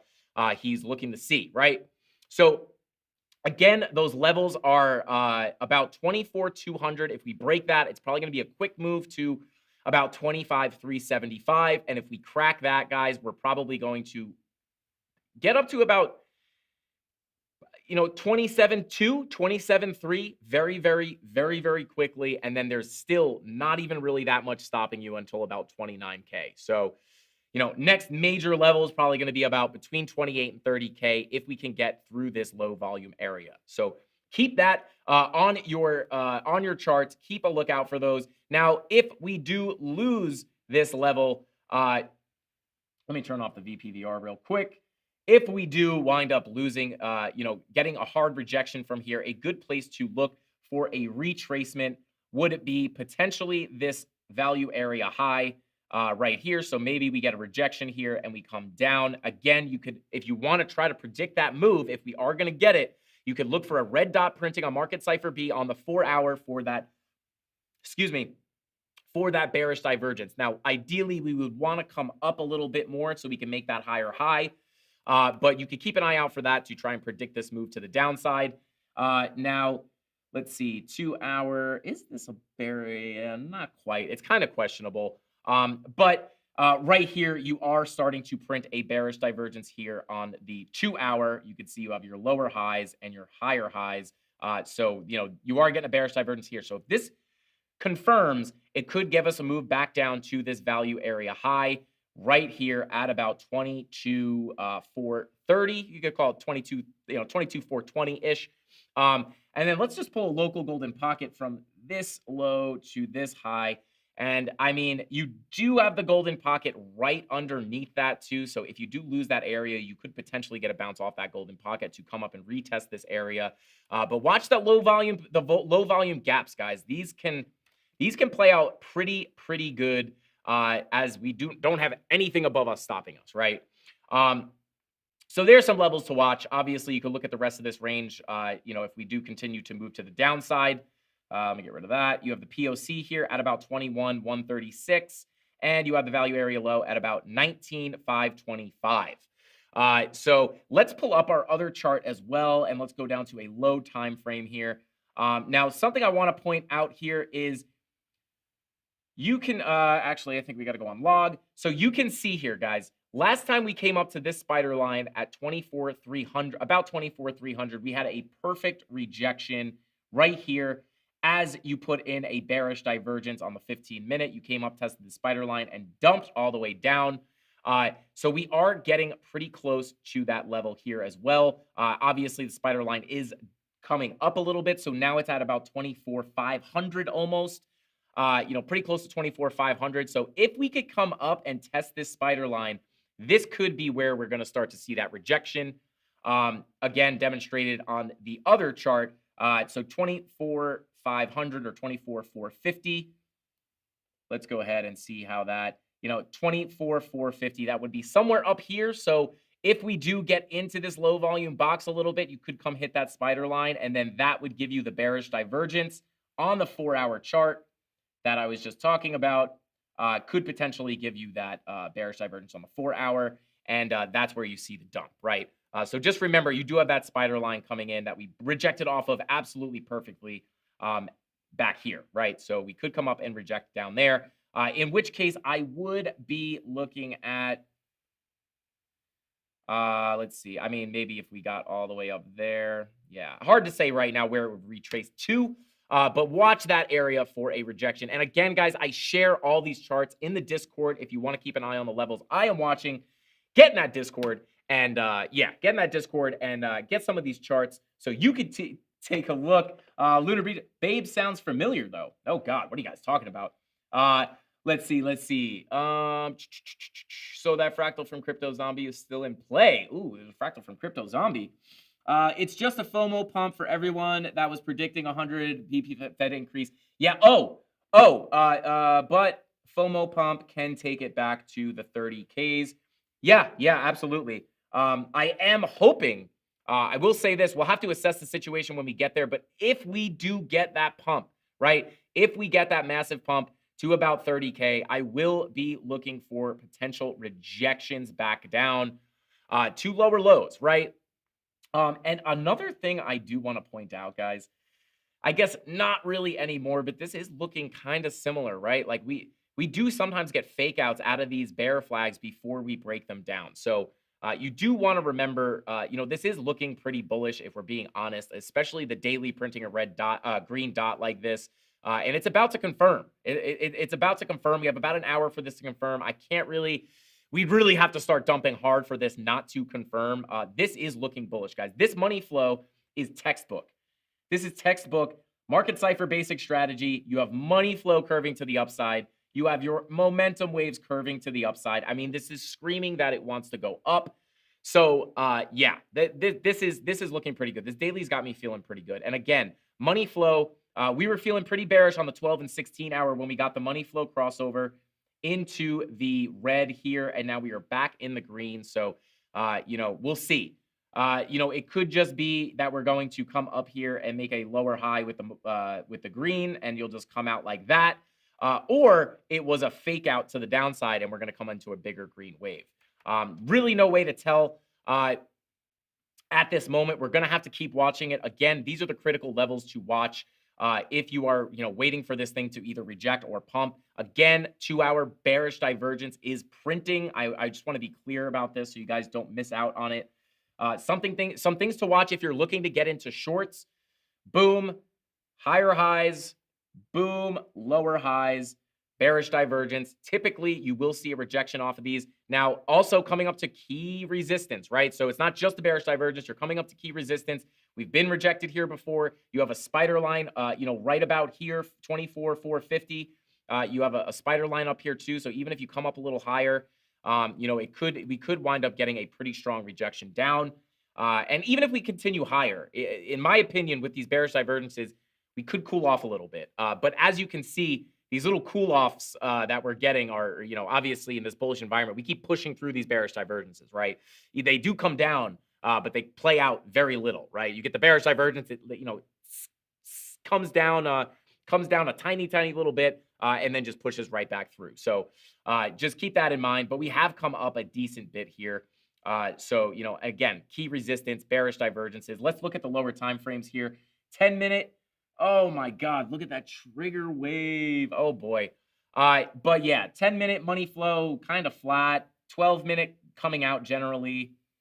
15-minute generally coming out. You're coming up here, but generally overall, you're kind of coming out. And again, if you're also looking for more confirmations for a short, you go watch for the red dot to print here on the 4-hour, and then keep an eye on that 15-minute money flow crossing or just coming out in general, the 12 and the 15-minute money flow coming out in general.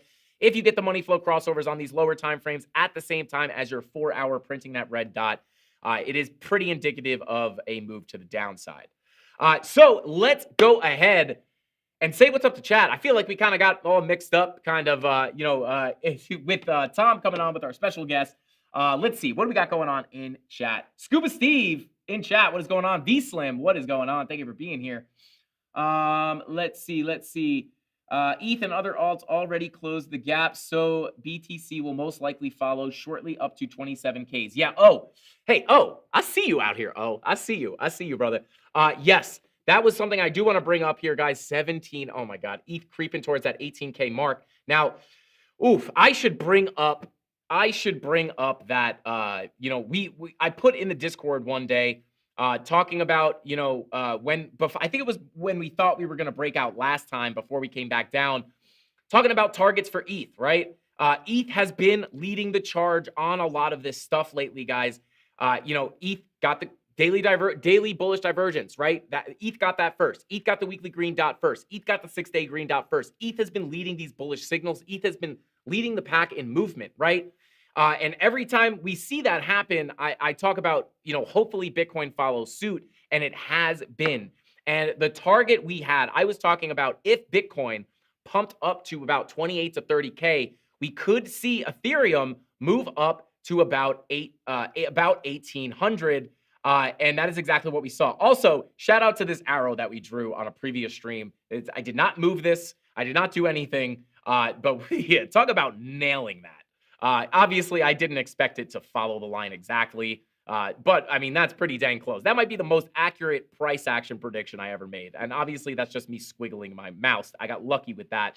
But we knew we were looking for this $1,800 level. Again, because of these low volume gaps, was a pretty good way that we were able to see this coming, right? Let me just zoom out here and go into a higher time frame. And let me get rid of this. There we go. Boom. So, we were talking, right? If we break right here, this level here, I'll put a horizontal line. If we break this, it's probably going to be a quick move up to 1,800. And if you come to the left, you could see right here, you have the volume gap, right? So we knew if we crack this resistance, it was going to be a quick move back up to this high volume node, or not high volume node, but this little area of volume. And boom, right? We popped up and we shot right up to 1,800. So this was also 1,800 was a prediction that we had, before anything was really making moves, just based off of the volume in general, from all the way down here. We were saying that if we get into the low volume gap, eventually we'd make our way. The target would be about 1,800. And we're there. Bitcoin is way lagging behind. So let's hope Bitcoin does get that move up. I would expect it to follow suit because Bitcoin has been following Ethereum's lead in these, in price action and in the bullish signals. So Bitcoin has been following so far, but hopefully we could see Bitcoin kind of break out and head back up into this area, which would be, let me pull up the chart, would be, about, 30K, about 28 to 30K. So, and you guys got the key levels. So there you go on Bitcoin and a little bit of Ethereum. Let's check in on the DXY before we start looking at some alts. Let's see. Okay, hopefully. All right. So obviously we have the weekly bearish divergence, as you guys know. Higher highs, right? And you have your lower lows on your momentum waves, bearish divergence typically, and we are getting a red candle. So hopefully we can get this thing to move down, which would help Bitcoin kind of move up. So hopefully we get a rejection here and get this thing to dump down a little bit. Weekly bearish divergence is pretty bad. This is pretty bearish on the DXY. Daily money flow coming out generally, right? 4-hour money flow is in the red. So it is looking pretty bearish, right? 12-hour money flow coming out, 16-hour money flow coming out pretty aggressively. So this is looking pretty bearish. Frankie, is it a good time to sell ETH and then buy it again at the dip? Let's see. Harshad Patel. I will tell you this. Listen, it's that's a hard thing to say, right? The short answer is I can't make that decision for you. However, you have to remember if you sell here to buy back lower, you might not get the chance to buy back lower. Now, personally, in my opinion, as things look right now, and this might change as time goes on, but as of right now, I would expect, even if we get a massive pump up, I would expect to come down and make some lower lows. So, but that is not 100%. So it's a decision you're going to have to make. It depends on where you bought, how much profit are you in. Maybe sell half. You could always sell half, keep half. That's another strategy you can use. Or sell a little bit, take a little bit off the table. So you're going to have to gauge that yourself, right? Like, are you going to be mad if it goes from 1,800, you sell, and then it goes from 1,800 to 2,100? Are you going to be mad about that? So you kind of going to have to kind of gauge it. No one knows for 100% if you're going to come back and make lower lows. I think that, in my opinion, as the way because of the way the macroeconomic situation is looking right now with everything else, but that could change, right? So just know that. I know that probably didn't answer your question as well as you would want it answered, but I can't make that decision for you. I have a bunch of ETH. I'm not selling any, if that helps you. I'm not. You shouldn't just copycat other people, but I can't make that decision for you. So I hope that gives you some insight. I'm holding some Ethereum. I am not selling mine at 1,800. So there you go. Let's see. I just saw another. What up, Frankie? Just bought a Gala bag. I won't feel too bad if I'm left holding it till the next bull market. Hey, 3VNT Horizon. Yeah, man, that's the way to do it, man. You want to buy and hold something like Gala Games. I believe in Gala Games long term. I think gaming and metaverse is going to be one of the biggest things in crypto in the next cycle, and maybe other things as well that we haven't even seen yet. But with the gaming stuff, you got to be careful because a lot of these companies are coming out with these trailers of their games that look insane, right? It looks like Halo, but it's play to earn. Most of them are 3D rendered trailers, right? It's not actual gameplay, and a lot of the actual gameplay isn't real gameplay either. They're just trying to trick you. But I know for a fact that Gala obviously has playable games that you could play right now, and I do know that they have over 30 games in development, right? So they already have games that are playable, and then they have 30 games that are actually in development. So I believe in Gala. They're actually making moves where a lot of these other gaming companies are trying to put, they're trying to take a giant leap forward before doing any foundational work. They're giving you the trailer and then saying, let's figure out the rest later. That is not a good plan in my eyes. I'd rather be, I feel much more comfortable with Gala Games where they already have a game in develop. They already have over 30 games in development. They already have, I think, 3 or 4 playable games. So they got the playable games. They're learning what works. They're learning what doesn't work in this bear market, right? So the games that they're developing over here, they're taking those mistakes they're learning from the games that are being played and applying it to their newer games. So in my opinion, Gala Games is, this is my personal opinion, not financial advice.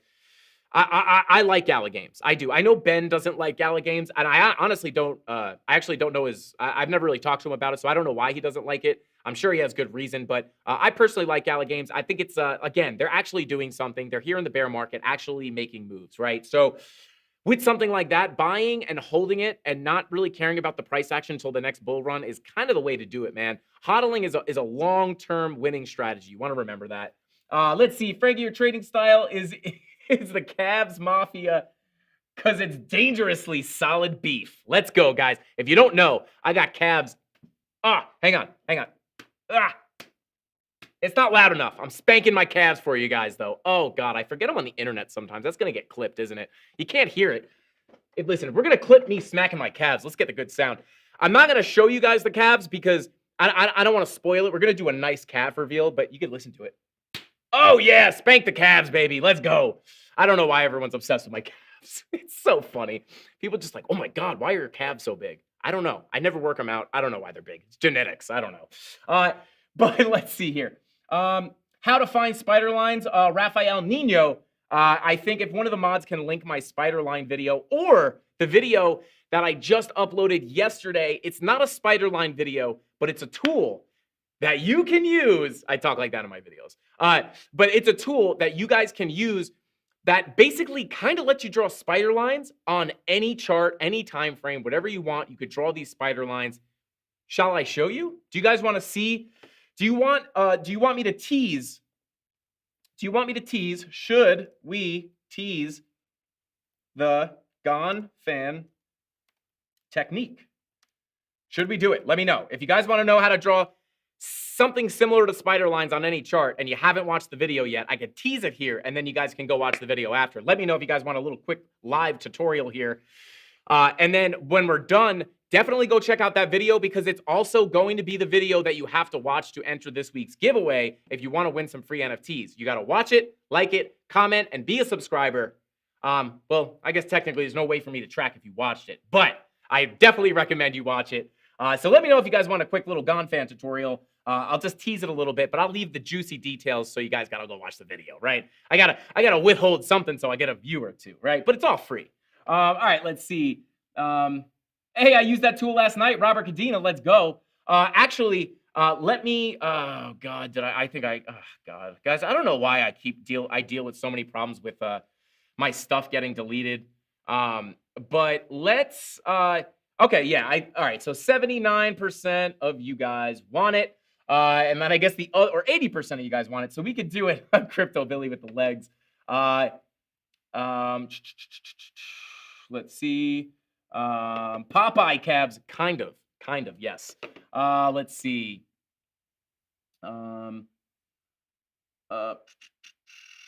Yes, I watched that video yesterday, loving it. Can't wait to get off work to go play with it more. Let's go, V-Slam. Let's see. Excuse me, sir. Do you have a Wait, do you have a license to carry those calves? Just Jim. I actually do. I have a concealed calf carry permit. That's funny, bro. I like that. Satoshi says sometimes it feels like somebody's watching me. I like that. Props to the mods. They are amazing. Always with the info ready. Absolutely. Literally, I don't think we could have gotten better mods at all. Shout out to D Petty Crypto. I saw you hiding comments in there, brother. I appreciate you. I appreciate all the mods, but I know D Petty's new to the mod family. Andrew says you banned my wife for 7 days over her profile picture, but you use innuendo through your streams. Nice. I didn't ban your wife. I promise. I've never banned anybody based off the profile picture. So yeah, sorry, man. We'll get her back. Somebody shout out to Andrew's wife. Let's unban her. Unless her profile picture is like a naked person. Let's see.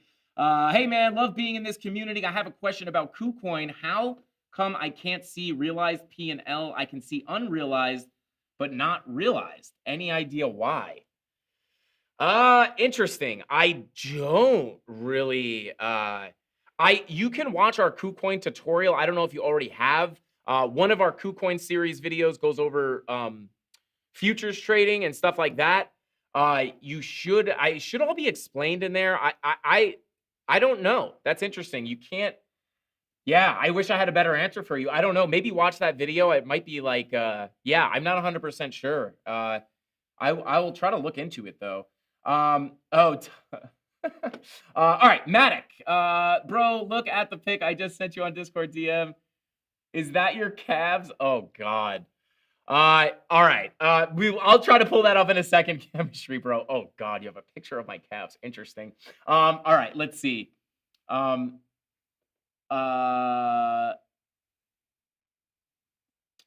Dead Fred. Good point. Yeah, you might. I don't know. I assume that. If you haven't sold, right, you have to sell the position to make it realized profit. So that might be why it's showing up as zero realized. Realized is the money that you've gotten, right? So if your trade is up 20%, it's unrealized until you sell it. Once you sell it, you make it real, right? All right. Frankie, are you coming to London with Ben? That would be awesome to meet you guys. The days of old. I actually got to talk to him. I'm not 100% sure, but I hope so. That would be super, super cool. Blessed day, Frankie. Love the show tonight. Again, with the ETH TA. Did something great for the fam. More life. Let's go. Only you. I do it only for you. Shout out. Thank you for being here. We appreciate you. Morning from Bali. Coffee and Frankie. Let's go, Chris Nagy. Shout out from Bali. Actually, on the very, very tippy top of my travel list is Bali. It's like one of my dreams to go to Bali. Maybe live there one day. It'd be super cool. Let me know how you like Bali. It's not you, just some monster calves. Haha. Made me think of you. Yes. All right. Let's see. Let me just let's see. Oh boy, chemistry, bro. Yeah, that's basically it, guys. This is basically what my calves look like. I'm sorry. This is basically what they look like. Like I'm a pretty proportionate person, right? My calves are not proportional to my body. It's like I'm a normal sized person, and then my calves are like my legs are like this, and then my calves are like, whoom, and then it goes back to regular size legs. I don't know why. I actually don't even think they're that crazy. But other people, I swear, random people come up to me and go, "Oh my God, why are your calves so big?" I swear, it's just always been a thing. I don't know why. I don't work them out. I don't try to make them big. They're just big. I don't know. But okay. Travel Tim says Ada looks to be at the top of the falling wedge on the daily chart. Do you think the Vasil hard fork delayed? This is a good short opportunity. Let's take a look at Ada, and if it's a good short opportunity, let's go ahead and take a look. Let's take a look. Let's dive in. And then I'll show you guys the Gone fan really, really quick. And then I'll just tease it, and then you can go get the details in the video. Don't forget to like and comment to enter the giveaway. All right. Let's see. Okay.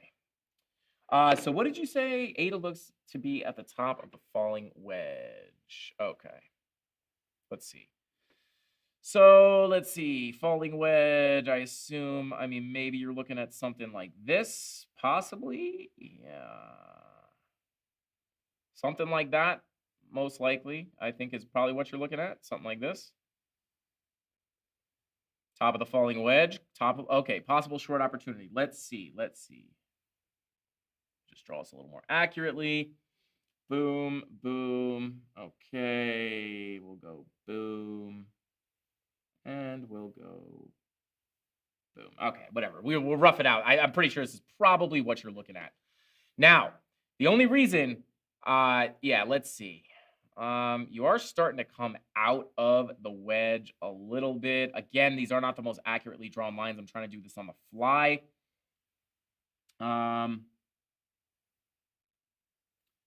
Might be something like that. You might be trying to flip this to support, or let's see. Yeah, maybe let's draw it like this. Does that look good? I mean, that looks pretty decent. Yeah, just trying to rough these lines out here. But let me just get rid of all this stuff. Bada boom. Bada boom. Okay, so let's take a look at Ada here. Good short opportunity. Possibly, let's take a look. I'm actually going to go ahead and pull some volume here. Boom.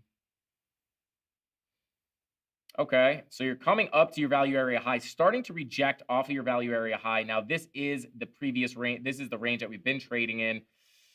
Getting a little rejection off that value area high. You are getting a bearish divergence on the 90 minute, right?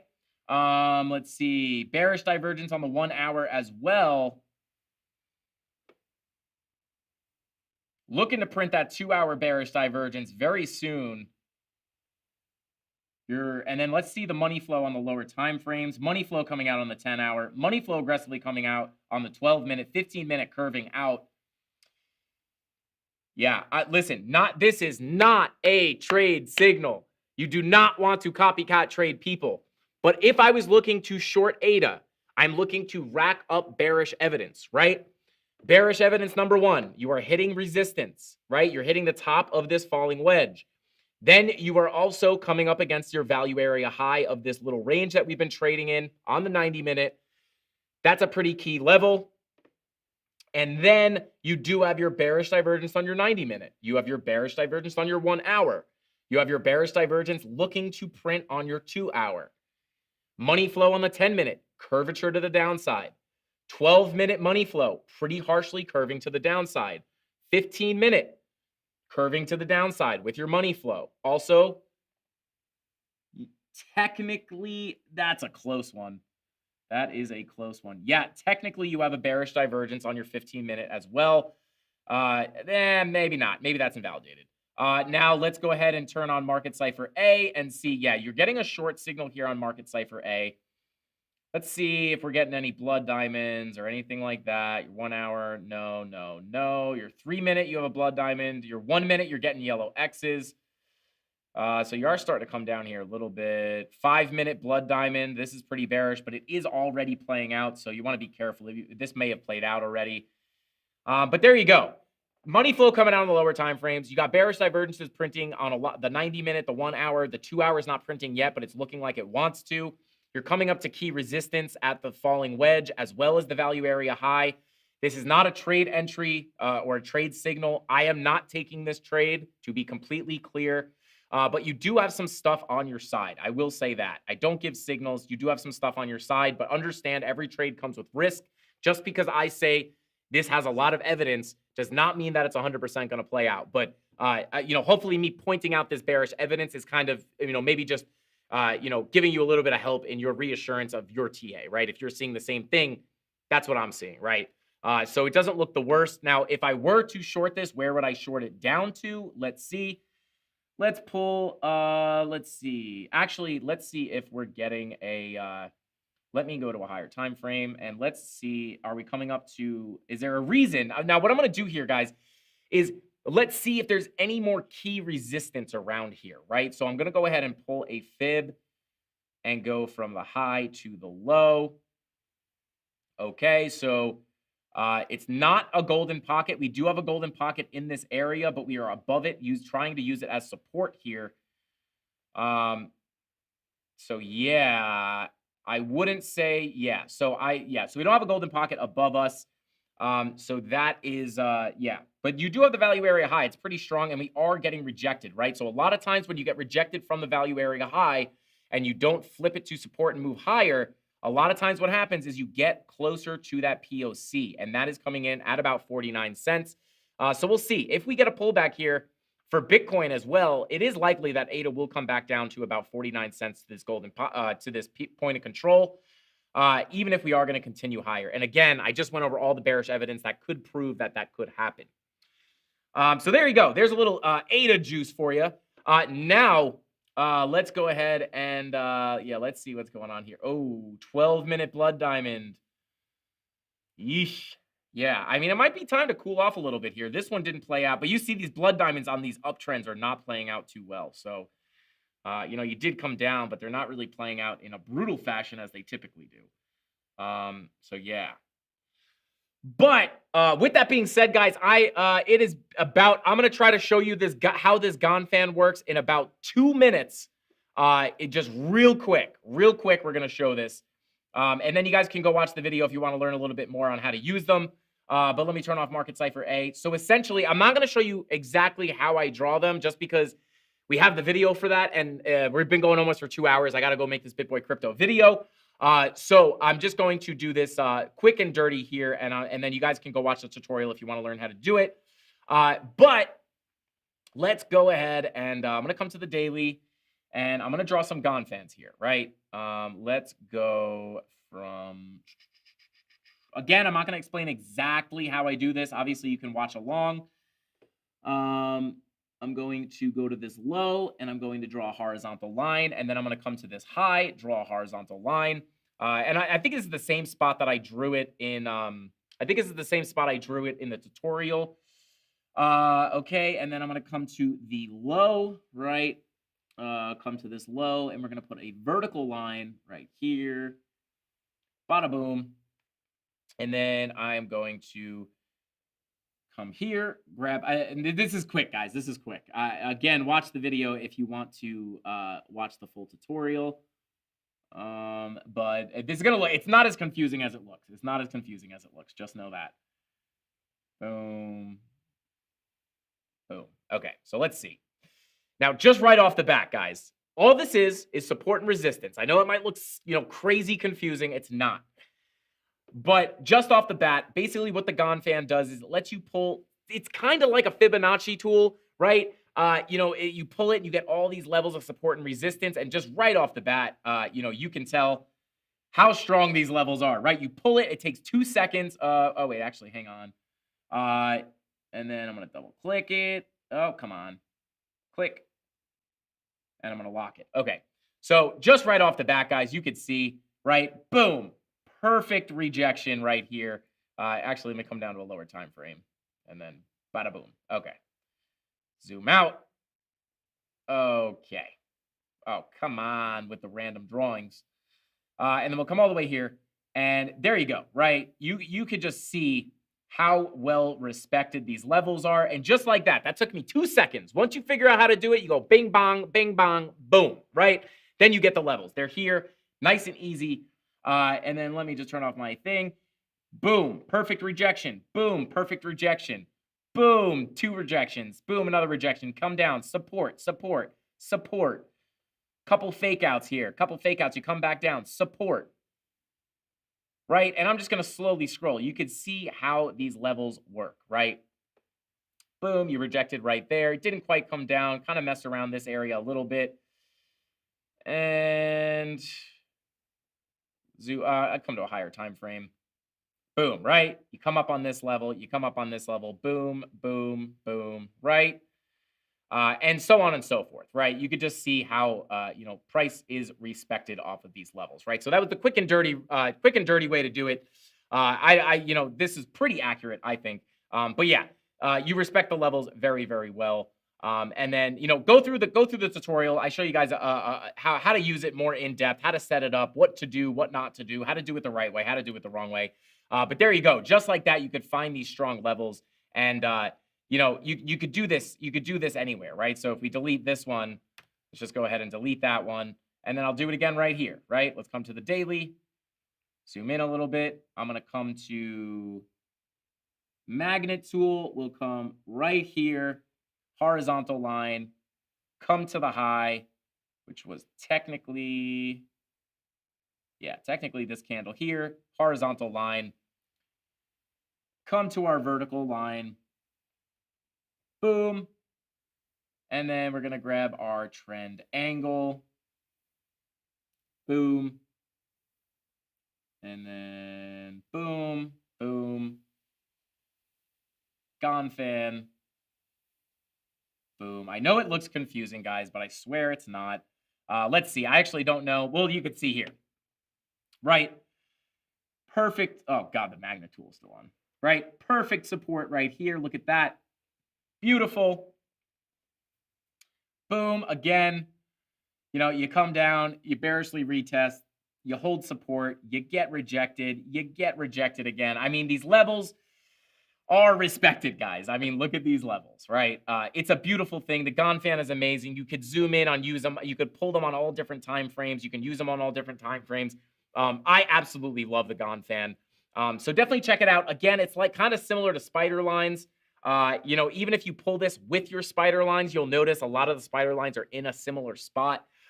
So very, very respected levels here, guys. I highly recommend you go watch this video. And I think you guys will find it useful. Also, take this for what it's worth. If you turn your chart on and off of log, you will notice that, price, it respects the levels a little bit differently, right? So if you're getting a bounce from somewhere, like, okay, we bounced right here, but why'd we bounce so hard if we didn't come near that? We didn't even really come near this level. Well, if you turn off log, you wind up getting real close to that level, right? And then you get that perfect bearish retest here. Whereas when it's on log, you get the bounce, right? So you kind of get 2 sets of support and resistance, very similar to how the spider lines work, right? So very, very cool that you could toggle this on and off of log. But there you go. There's the Ganfan, guys. Little quick and dirty tutorial on, not how to do it, but how they work and why I like them so much. So there you go. Definitely go check out that video. If we could link that video again, it's going to be the video that you need to like and comment on to get into the giveaway to win the free NFTs. So with all that being said, guys, my stream deck is broken. So I'm actually going to probably let me switch to my face camera real quick.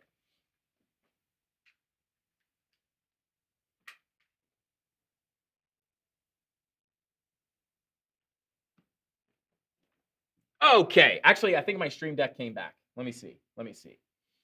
Can we go full Frank? Can we? Oh, yeah, baby. We're back in business now. Gotta fix that. But, guys, with all that being said, thank you so much. We still have 528 people in here. I appreciate you all for watching. You guys are the absolute best. If you're new here, hit the subscribe button. Click the notification bell. We make a lot of really good content here. I have everything from very, very beginner stuff to super advanced stuff. And you never know. You watch my streams, you're getting quick little tutorials like this. We're bringing on awesome guests like Garrett Soloway, Tom Crown. I really, really hope you guys enjoyed seeing Tom Crown today. I think that was great. I think me and Tom have some good synergy going. So I hope you guys like that. I hope you learned something. I hope you like the Gon fan. I hope you like the analysis. I hope you liked it all. Thank you for being here. We gave away the sauce today. But thank you so much, guys. Let's go ahead and spin that wheel really, really quick here so I can get going on this video. And here we go. Let me just pull up my screen. Still getting used to this this setup here. Oh no!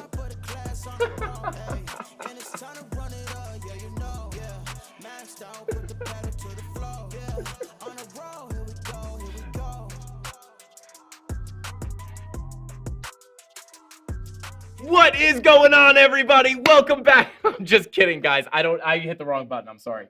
I am sorry. Here we go. Okay, back on the screen here. Let's go ahead and spin this wheel. We've got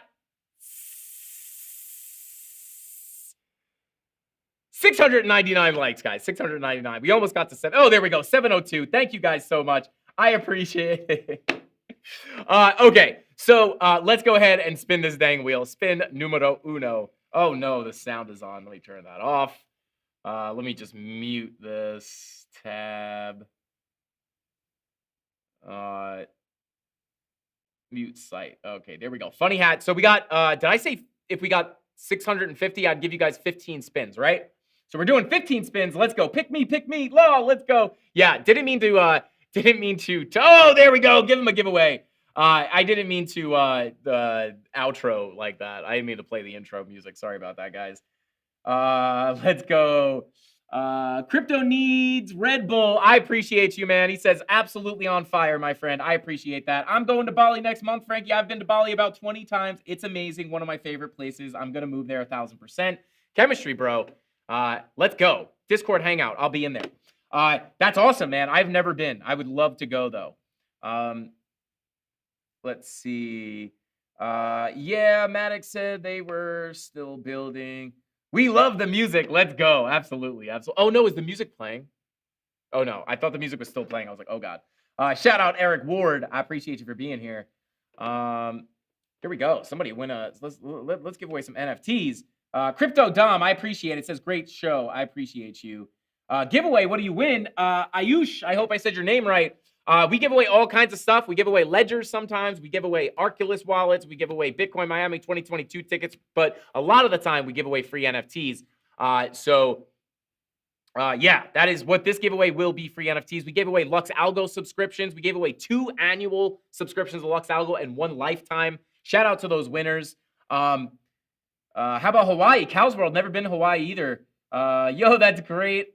On that likes, guys. Yeah, shout out Josh Martin. I appreciate it. Giveaway, and we're giving back, right? This is why we do the giveaways, right? Or this is why we hit the like button, because you guys got 1, 2, 3 giveaways so far. Probably going to land on another one right here if I had to guess. Come on. No, we don't want a funny blank. We don't care about blank. We want giveaways, people. Let's see. It would be great to win an NFT. Would be my first one. Only you. I love when a lot of people say that, and there you go. There's another giveaway. Let's go, baby. Absolutely crushing the game right now. I like that, right? A lot of people say, I've never had an NFT before. And I figure, not only are we giving you a free NFT that could raise in value potentially, but also, oh yeah, we're giving it all away today. Let's go. Another reason why it's really cool is just because we're helping people get experience with NFTs, right? Like you don't have to spend money on an NFT. Oh my God, you guys are getting a ton of giveaways. You guys don't, have to spend money on an NFT. Like you just get it for free and it gets you working with a wallet. You understand how to receive one, how to send it, or, whatever. We're getting people involved, which is super, super cool. I really like that.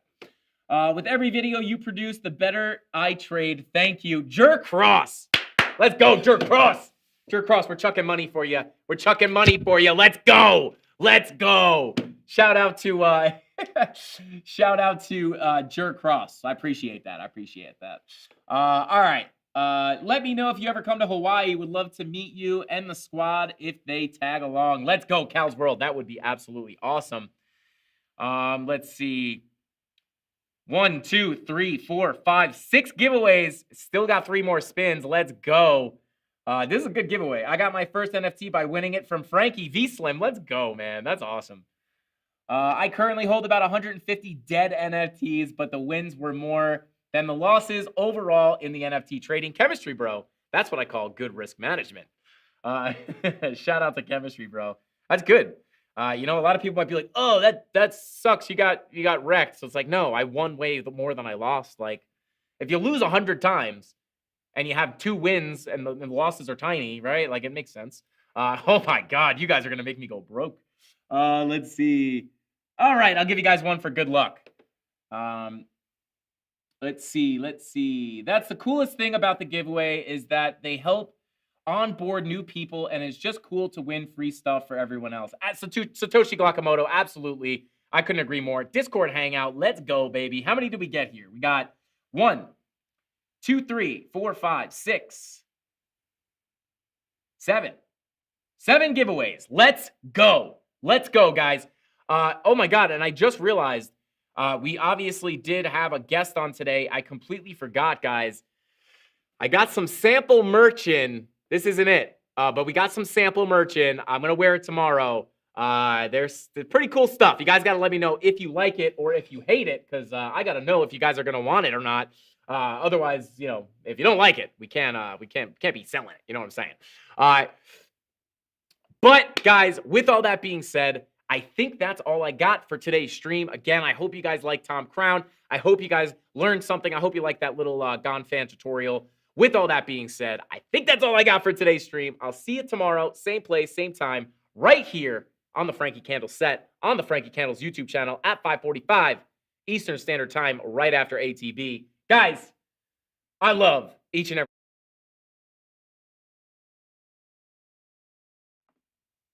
I got cut off there. I love each and every single one of you. Thank you guys we still have almost 400 people in here. I appreciate you all. There's a lot of things you could do with your time. You chose to spend it here, and I appreciate it more than anything. That's why we gave you all those giveaways. Shout out to you guys tomorrow. Same place, same time. I'm not going to end it early this time.